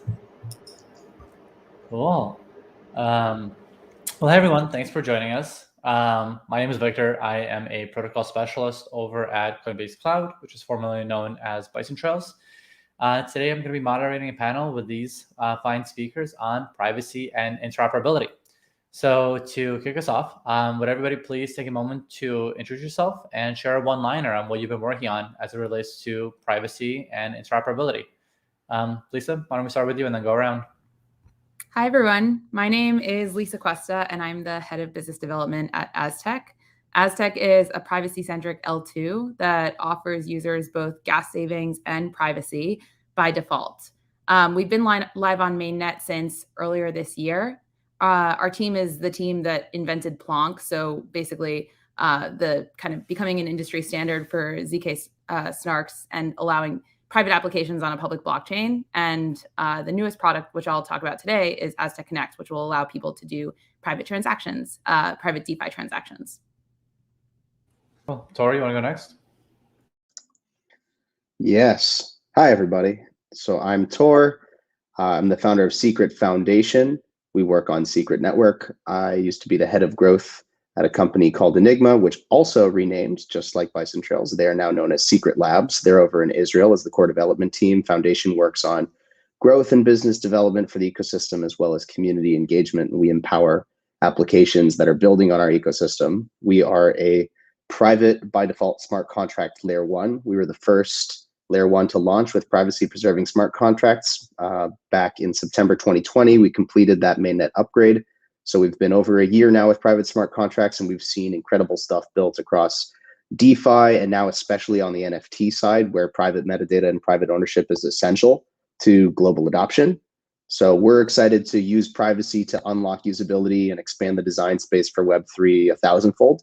And it's awesome to be on this panel with a bunch of other people who I believe are building with the same ethos and approach in mind, where privacy can enable usability for users across the entire world.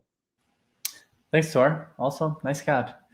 Xiaohan, if I pronounce your name correctly, would you mind going next? Hi, everyone. My name is Xiaohan. Compared to like many people in the panel who are privacy experts, I do not know much about privacy, actually. My area is more on infrastructure and interoperability. So I actually started in crypto back in 2016 from the investment side. Initially, I was running VC fund, and we had some carve out for investing in fintech and blockchain. So that's how I got into the space. In 2019, because I'm a firm believer in crypto and I have an engineering background, started working on our first project called Meter. So it's a Ethereum scaling solution based on hot stuff consensus. And also one of the product we're offering is, we call it Meter Passport, is actually an interoperability solution. We share the infrastructure with many other projects. For example, SATA, Moonbeam, Ampleforce, and quite a few layer 1 projects and layer 2 projects as well. And during this process, we realized, there's a need for an abstraction layer for financial assets for interoperability. So we started this new project called Sumer. That's more like a visa for the multi-chain environment type of thing. So yeah, that's what I'm working on and looking forward to learn from everyone here in the panel. Thanks, Xiaohan. Jacob? Hi, I'm Jacob from MetaMask. I lead operations and work on strategy and overall things at MetaMask. I've been with the team for a couple of years and got to be a part of the extraordinary growth. For anyone that isn't familiar with MetaMask, which I suspect is not really anyone on this for this audience at least, we're the most universal and interoperable wallet with over 21 million monthly active users, well over 21 million, and we try to be the most unopinionated wallet. We want to be highly extensible, allow developers to build whatever they can imagine and dream, and to power use cases from DeFi to gaming to communities and DAOs to NFTs. Like, we never envisioned those use cases when we first started building MetaMask, but by being highly extensible and enabling others, we were able to help contribute to this really amazing ecosystem. When developers integrate with MetaMask, they get access to the most users and the most liquidity, which greatly helps the adoption and onboarding of their own apps. Well, thanks, Jacob. And Xiao? Hello, everyone. So my name is Xiao Zhang. I'm the founder of the Zcloak Network project. Zcloak Network basically tries to solve one problem. That is, we know that in Web 3.0, we want people to take control of their own data. But is there a way for people to use their data and get services from third parties without sharing their data or sending their data to those parties? So Zcloak Networks try to answer this question. And we believe one of the ultimate ways to preserve user privacy is that not sharing data or sending data in the first place. Because if you don't send your data to other people, there's basically no way for them to leak it or misuse it. So this is about Zcloak Network. Amazing. Thanks, Xiao Zhang. Well, it's lovely to have all of you here. We have a really diverse group of characters. So we prepared some great questions. Not all the questions will be relevant to everybody, but I hope there's enough for everybody, a little bit of something for everybody. The first thing that I think is like most important to be asked is that net privacy lost in Web 2. And so for the privacy advocates out there, do you think the outcome will be different in Web 3? And if so, why?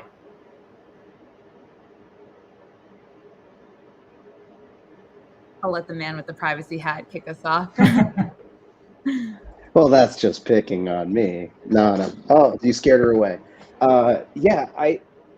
So here's how we always tell the story about privacy in Web3, which is that Web3 makes a lot of promises that really only privacy can deliver. And a lot of the narrative of Web3 has been around empowering end users and permissionless applications and making sure that everything is usable and secure. And I know that the narrative is working for attracting people into the space. They all have that ethos. But then I read these journalistic articles that say, we should put all the voting on the blockchain. It would be so much better if we had our vaccine passports on the blockchain. It would be, and like I read this and I'm just, I have like these like mini panic moments where I'm worried that somebody very serious in government is going to read these things and think that this is what blockchain technology is optimized to do. But fundamentally, it isn't. Blockchains were built to be auditable and transparent, and they can provide, a provable record of ownership. What they don't do is protect our right to privacy for those records and ownership. And what ultimately ends up happening is you have privacy nightmares that are worse than anything that happened in the Web 2 world, because instead of waiting for Facebook to leak all of your data, it already happened. The challenge here is on education. If you don't know that blockchains already work this way, you're going to trust them to do things that you should not trust a blockchain to do. Blockchains are part of a larger Web3 stack. They're part of that ecosystem. It includes native access control like we try to do with Secret, but it also includes things like decentralized storage. And when you understand how all these components can fit together and still be decentralized, you understand how they can be combined to empower end users and not also compromise them. But if you think just one blockchain is going to do everything and we don't need second layer solutions or other private by default chains, then we're not doing a good job of education for end users or for developers or for governments or for enterprises. We need to let them know that this is not what blockchains were meant to do. But if we combine them with these groundbreaking technologies, which many of the people on this panel are building, then we can actually get the promise of Web3 without making that surveillance dystopia version of Web3 that I would consider to be like the worst thing that could possibly happen, because it would just mean not only did we waste our time here, we actively ushered in something that was demonstrably worse for end users and for the people around the world that we were actually trying to empower in the first place. Got it. Great answer. Anybody else want to supplement that? Yeah, I agree with the point that like blockchains themselves don't have an opinion about privacy. It's the users and the developers that have to have an opinion about it. And so I think if you look at users, you can start to see with Web 2 just the kind of cracking in the trust in these establishments, the users becoming more aware of the implications of losing their privacy. And you're starting to see that backlash turn into action.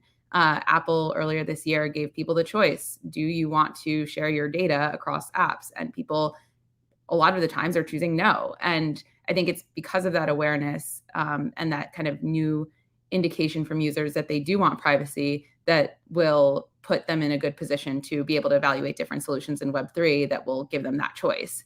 I think the second part is that the tech is now ready to enable this kind of choice.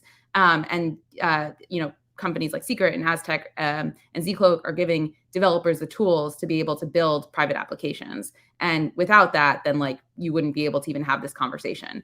And then lastly, I think even more kind of practically and building on Tor's point is like we have less privacy in Web3 than we do in Web 2.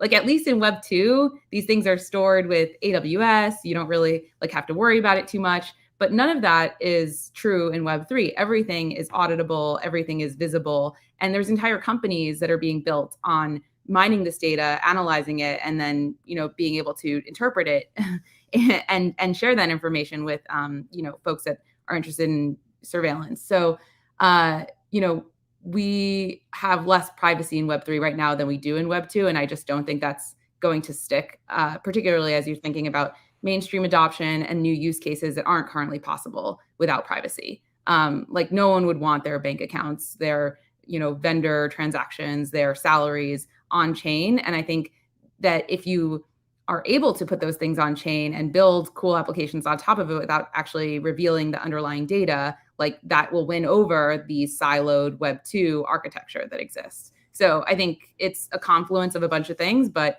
overall, I'm pretty bullish on users and developers and just the overall ecosystem demanding privacy. Got it. Very cool. And we're gonna talk about a little bit more of the technical component in one of the other questions.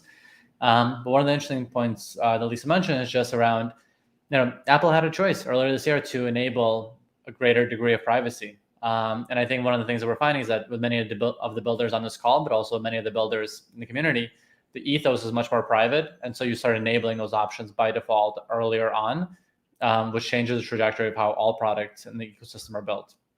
But another question I wanted to ask is, when we think about privacy, but also like, frankly, right now, interoperability, it can be really expensive and hard for the average user to understand. Not only how to interact with them, but how to make the best use of them, what they can or cannot do. How are your projects making it more accessible to the average user when it comes to privacy and interoperability? Like, how are you guys solving these challenges? I'd like to jump in on the previous question as well, and maybe to weigh in on that as well.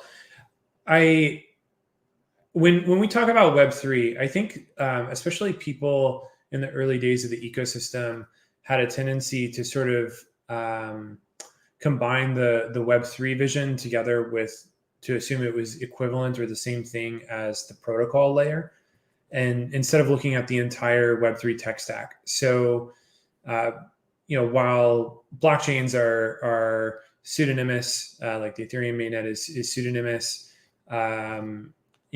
everything is also transparent in various ways. But the Web3 tech stack involves everything from the client-side wallet, which allows people to have sets of permissions to say, like, this site can know about these accounts and it can't know about these accounts. And it is a system of permissions, and it abstracts away from the protocol layer a lot of, it essentially serves as a permission system for the web. And part of what's so powerful about that is that it also creates the basis for a whole series of other economic models, so that the incentives are not surveillance. The incentives are commerce and communities and joint ownership by the people who use things with the people who participate in those systems. And for us in MetaMask, we really believe in a multi-chain future that is totally permissionless and allows people to use different protocols and different dApps for different purposes, everything from ZK platforms and ZK protocols to things which are inherently transparent, largely like the Ethereum mainnet, is used for high value transactions and as a tethering point for layer 2s and side chains to secure assets in the most decentralized way. So, for us, like in MetaMask, we want to be the most privacy centric and ethical wallet. We allow people to opt out of any form of analytics during onboarding, and that's the default that people can choose. We have opted not to shove a bunch of centralized APIs into our wallet, which some of our competitors have done, where they can, in the short term, provide a slightly better user experience by leaking lots of data to these third-party APIs. But we're able to instead have a system that's based on permissions and consent, and making it where we're surfacing as much information as possible for the user and allowing them to choose what they want in a highly consensual and intentional way. Got it. Well, so I was going to say you answered both the previous question and a little bit of this question. I thought it was really well done, Jacob. Thanks. And sorry, Xiaozhang, I'd love to hear from you as well. Yeah, I want to answer a question about how to make it accessible for the users of our technology. I think for us, especially in our project, we try to get back to the basics. Like, we want to preserve privacy, and we want people to use, like, for example, their identity data in different services. And how can we do that? So we get back to the very basic things that we have already in the old times, like our identity card or our medical record. These things are physical, and they are stored in the user space. So they were not stored in centralized servers. And we use technology like DID and verifiable credentials to give the control of this data back to the users. So I can store my identity card or my driver's license in my cell phone, and we find a way to try to use this data in a privacy-preserving manner. So I can prove some attributes about my identity card, for example, to a DeFi project or to some stablecoin transfer application. So in such a way that you don't have to send your data to third parties, but you can still prove some attributes about yourself. I think this is quite relevant, not only in the age of Web 3.0, but also we know that regulations and regulators are looking at the crypto space quite closely recently, and there could be requirement for KYC or even travel rule. This kind of regulation that will apply to the crypto space. So these are the possible solutions for this kind of requirements, and we try to make it as accessible for the users as possible, try to integrate this service with the existing wallet, for example, MetaMask and other cell phone wallet. Yeah, I think it's very important to make the users feel that what they use today is similar to what they are already used to, like a physical card, a driver's license. This concept are easier to understand instead of giving them the very difficult concepts in the very beginning. Yeah. Yeah, that's a great answer. And I actually have a little bit of follow-up question. So something Jacob mentioned earlier is the use of external APIs and other products that might leak data.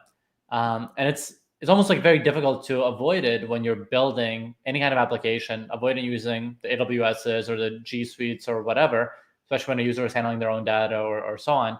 How does everybody think about, how much of the stack is actually able to be trustless and able to be within the control of users, and how much are you forced to use other products and services in order to have a competitive product? Like, how do you guys make those trade-offs? And anybody can answer, not just Jacob and Xiaozhang. Sure, I can weigh in. Like I think that for us it has to be, what I was mentioning was user intention.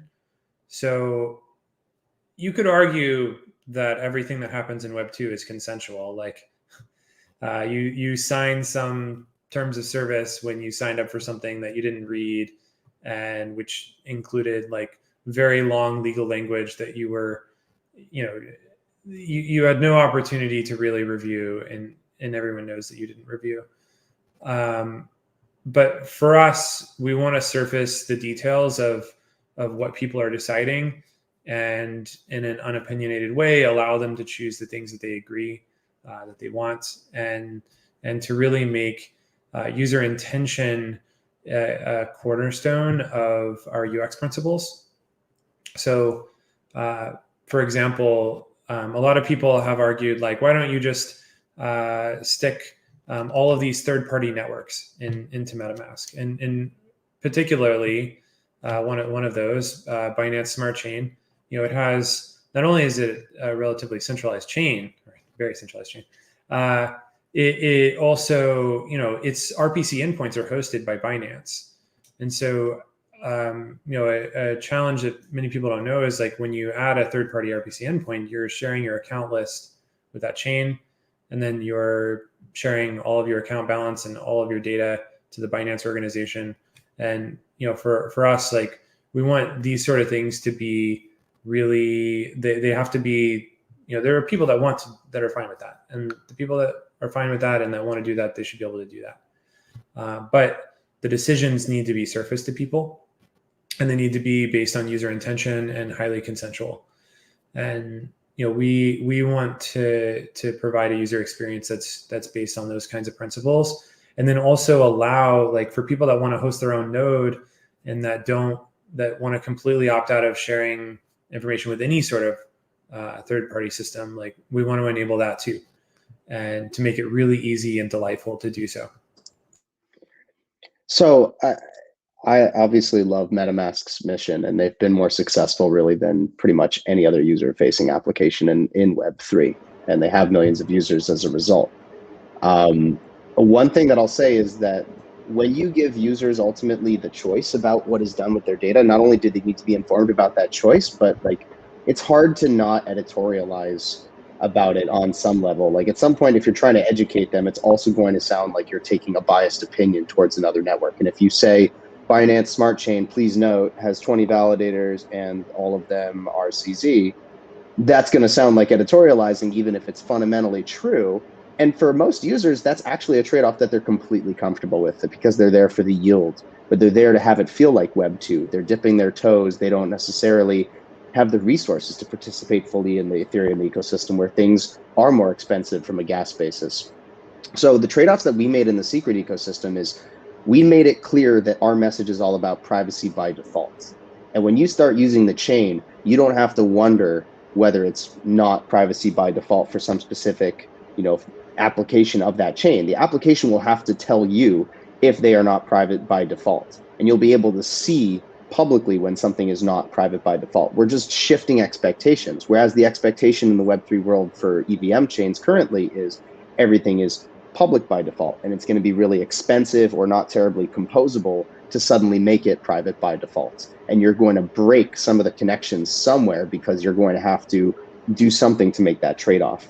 So our approach to privacy plus interoperability has been make the whole thing a layer 1 ecosystem, but build it in a layer 1 ecosystem that is highly modular and interoperable by design, which is Cosmos. So we're a Cosmos chain, we're a Tendermint chain, we've integrated IBC. That allows us to now interoperate with these other networks, first with token transfers and then with cross-chain contract calls, to be able to say, we want to be the privacy hub for this entire universe, and if you do something only on secret, your privacy is guaranteed. Once you start bridging to these other networks, you're going to do things that are public by default over there, and we make no guarantees. But anything you're doing on secret, once you bring yourself into the privacy and safety of that world, that's what we want to be able to promise you. So that was our approach to it, and we bridged to other networks as well. We bridged to Ethereum, we bridged to Binance Smart Chain, we bridged to Monero. Zcash is moving to proof of stake and is moving to a Cosmos model. So there's going to be a lot of continued experimentation and exploration. And I definitely agree with the one thing that Jacob said, which is that really fundamentally it is about user education. They should understand the choice they're making, and they should be empowered to make that choice. And actually, on that note, I'd like to move on to the next question, because it touches on that, and Tor already kind of gave his answer, so maybe other folks will want to chime in. But one of the great things that we really like about the crypto ecosystem is the composability. And so how do each of you strike the balance when building your solutions between committing and building on top of an existing ecosystem versus building your own from scratch? Yeah, maybe I try to combine my answer to some of the previous questions as well. So first about the privacy in Web 2, I think in the Web 2 world is mainly the entire Web 2 world is built on top of you can gather either traffic or profit from people's privacy, essentially.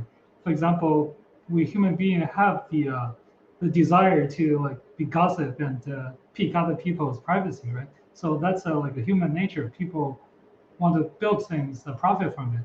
So one thing I think still exists in Web3 is we need to find an application that allow either to gather traffic or gather profit to help developers to build on top of privacy. So an application that basically drives these factors in order for it to really proliferating. In terms of things that making interoperability more accessible to average users. Yeah, I mean, that's one of the things we've been struggling when we run our infrastructure as well. Because in order to run a decentralized infrastructure, by default, it's going to be expensive. Because you want to incentivize all the for example, relayers, validators, to be able to support their infrastructure to be decentralized. However, like the use from users' perspective, especially majority users' perspective, they only want to have low cost. So when people comparing interoperability solutions or bridging solutions, probably one of the biggest thing people are considering is the cost. So somehow we have to address like both problems in the same solution. So that's one of the challenges we have to address in our design.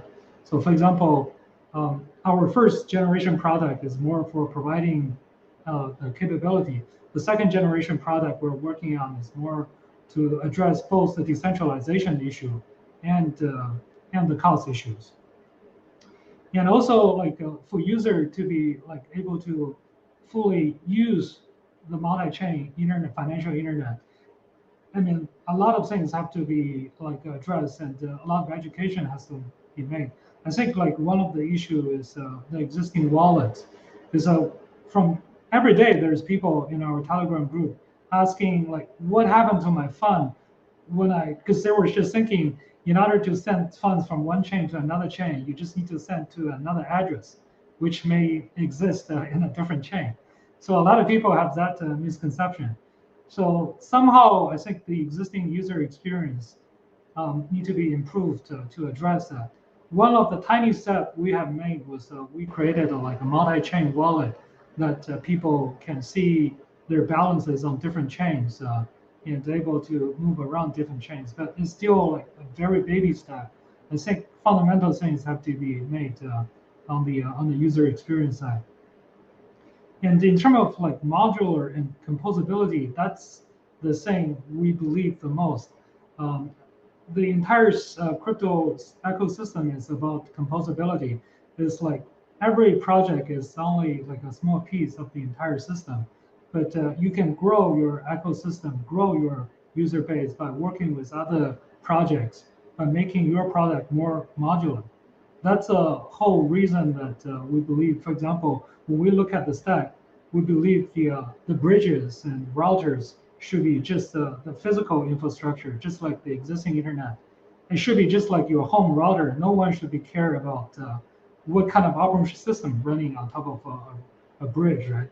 But nowadays, most of the bridging solutions are looking at running complicated liquidity layer on top of that. It's like running Windows on top of your home router. So we want to separate the layers so the entire cross-chain and the observability infrastructure become more composable. So that's why we believe even we ourselves are running a bridge infrastructure, we believe there should be a commodity product in the future as long as it's secure. But on top of that, the liquidity layer should be an application layer that's composable and make it easy for developers to build other Legos on top of it.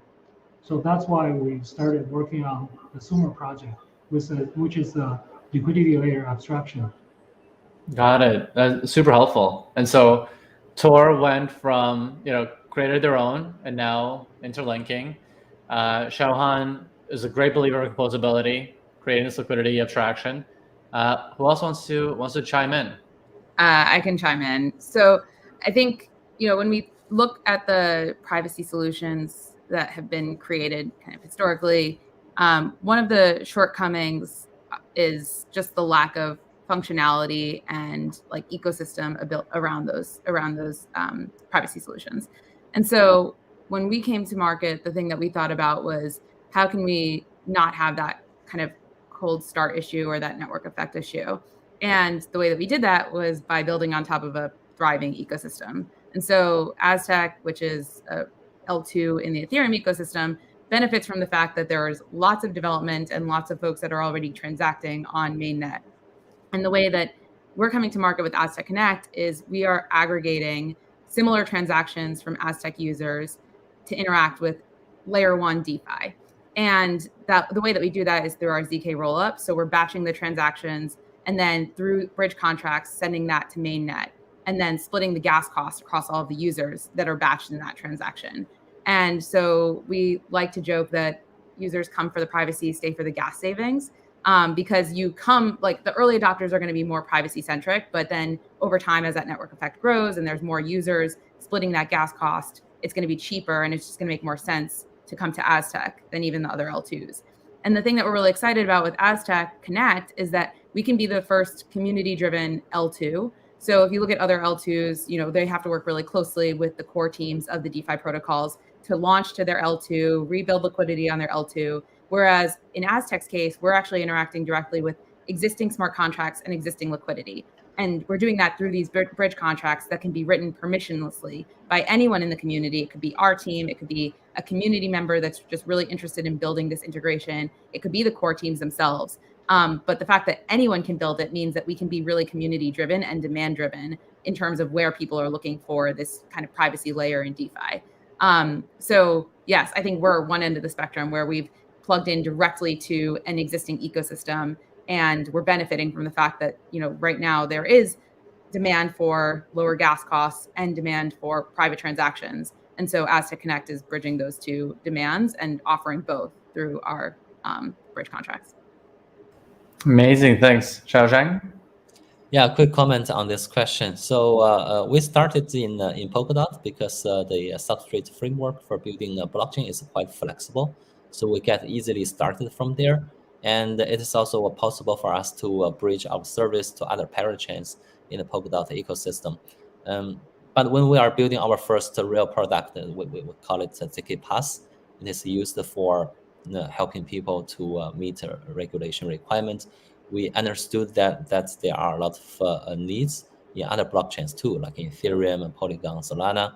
And that is also what we're doing. We're trying to bridge our service to other blockchains. So basically we go as where the users need to go. So if there's a requirement for users to use our service in a specific chain, we'll bridge our service over there. Got it. Super helpful. And then Xiaozhang, maybe like a really quick follow-up for you. I'd be super curious. You know, when you, and then this is gonna be the last one, and then we'll have Sarah advise. But when you guys think about bridging to multiple chains, how do you think about it from the perspective of like, what if a user uses multiple chains? Do they have that shared identity that they're able to like ferry with them, or do they end up having kind of like these multiple implementations that they have to manage? Yeah, for our application, and I think that's also the benefit of our user-centric approach. So basically, everybody stores his or her own data in their own data wallet. So whichever chain they go, they can generate a proof to the smart contract or dApps in those chains that they meet the requirement for using this application. And so I think this approach is a lot easier than deploying everything in separate chains. So that's really the approach we're taking right now, user-centric, ready to put the data in the user's hands. Yeah, totally agree. And I think that makes it a lot easier to have that portability. There's actually a bunch of other questions I wish I could ask all of you, but we do have to wrap up. So before we go, can everybody please go around the room, maybe like in the same order, and just kind of share really quickly about where people can find you and your projects? Lisa, you want to kick us off? Sure. Our website is aztec.network, but if you want to use Aztec, you can go to zk.money, and you can find me on Twitter at Lisa Cuesta, Cuesta.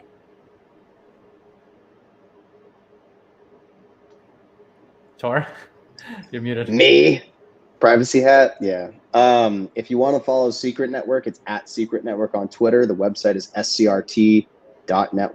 If you want to become a secret agent and defend Web3 privacy, you go to scrt.network/agents, and we send you cool hats. You want to follow me? I'm just at Tor Bear.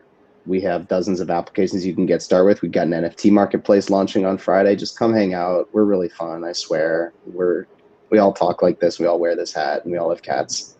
Yeah, and if you come to Chicago, Tor will take you off for some great pizza. Yes, I extend that to everyone. Yeah. But Victor first. Xiaohan? Yeah, you can find us at Sumer, SUMER.money. And also you can follow our first project, meter.io and meter.io. My Twitter is my full name, Xiaohan Zhu. And looking forward to interact with everyone.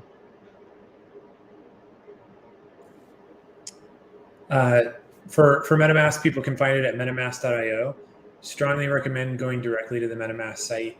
Don't rely on search engines to find critical software like MetaMask or really any dApp. they're really subject to phishing and things like that. So the site is metamask.io. You can find me on Twitter. I'm JacobC_ETH. You can't put a dot in your name on Twitter. Would love to talk and have a conversation with anyone. Yeah, so for Zcloak Network, the website is just zcloak.network, and our Twitter handle is at Zcloak Network. The DM is open, so please feel free to shoot any message if you want to. We would love to talk more about privacy issues with everybody. Amazing. Well, thank you all so much for taking the time. Really appreciate it. And I hope everybody has a wonderful rest of your day. Bye. Thank you. Thanks so much. Bye-bye. Bye. Thanks, everyone.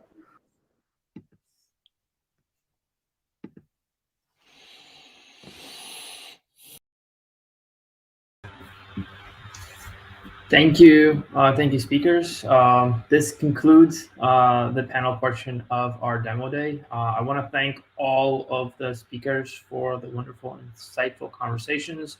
Once again, I want to thank our teams that have demoed for you today for all of their hard work and everything they have done, as well as the mentors who have provided their support along the way.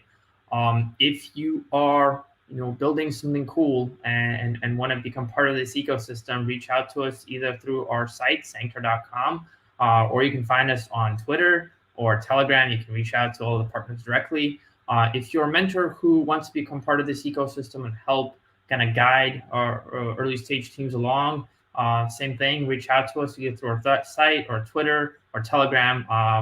And we're looking forward to working with all of you.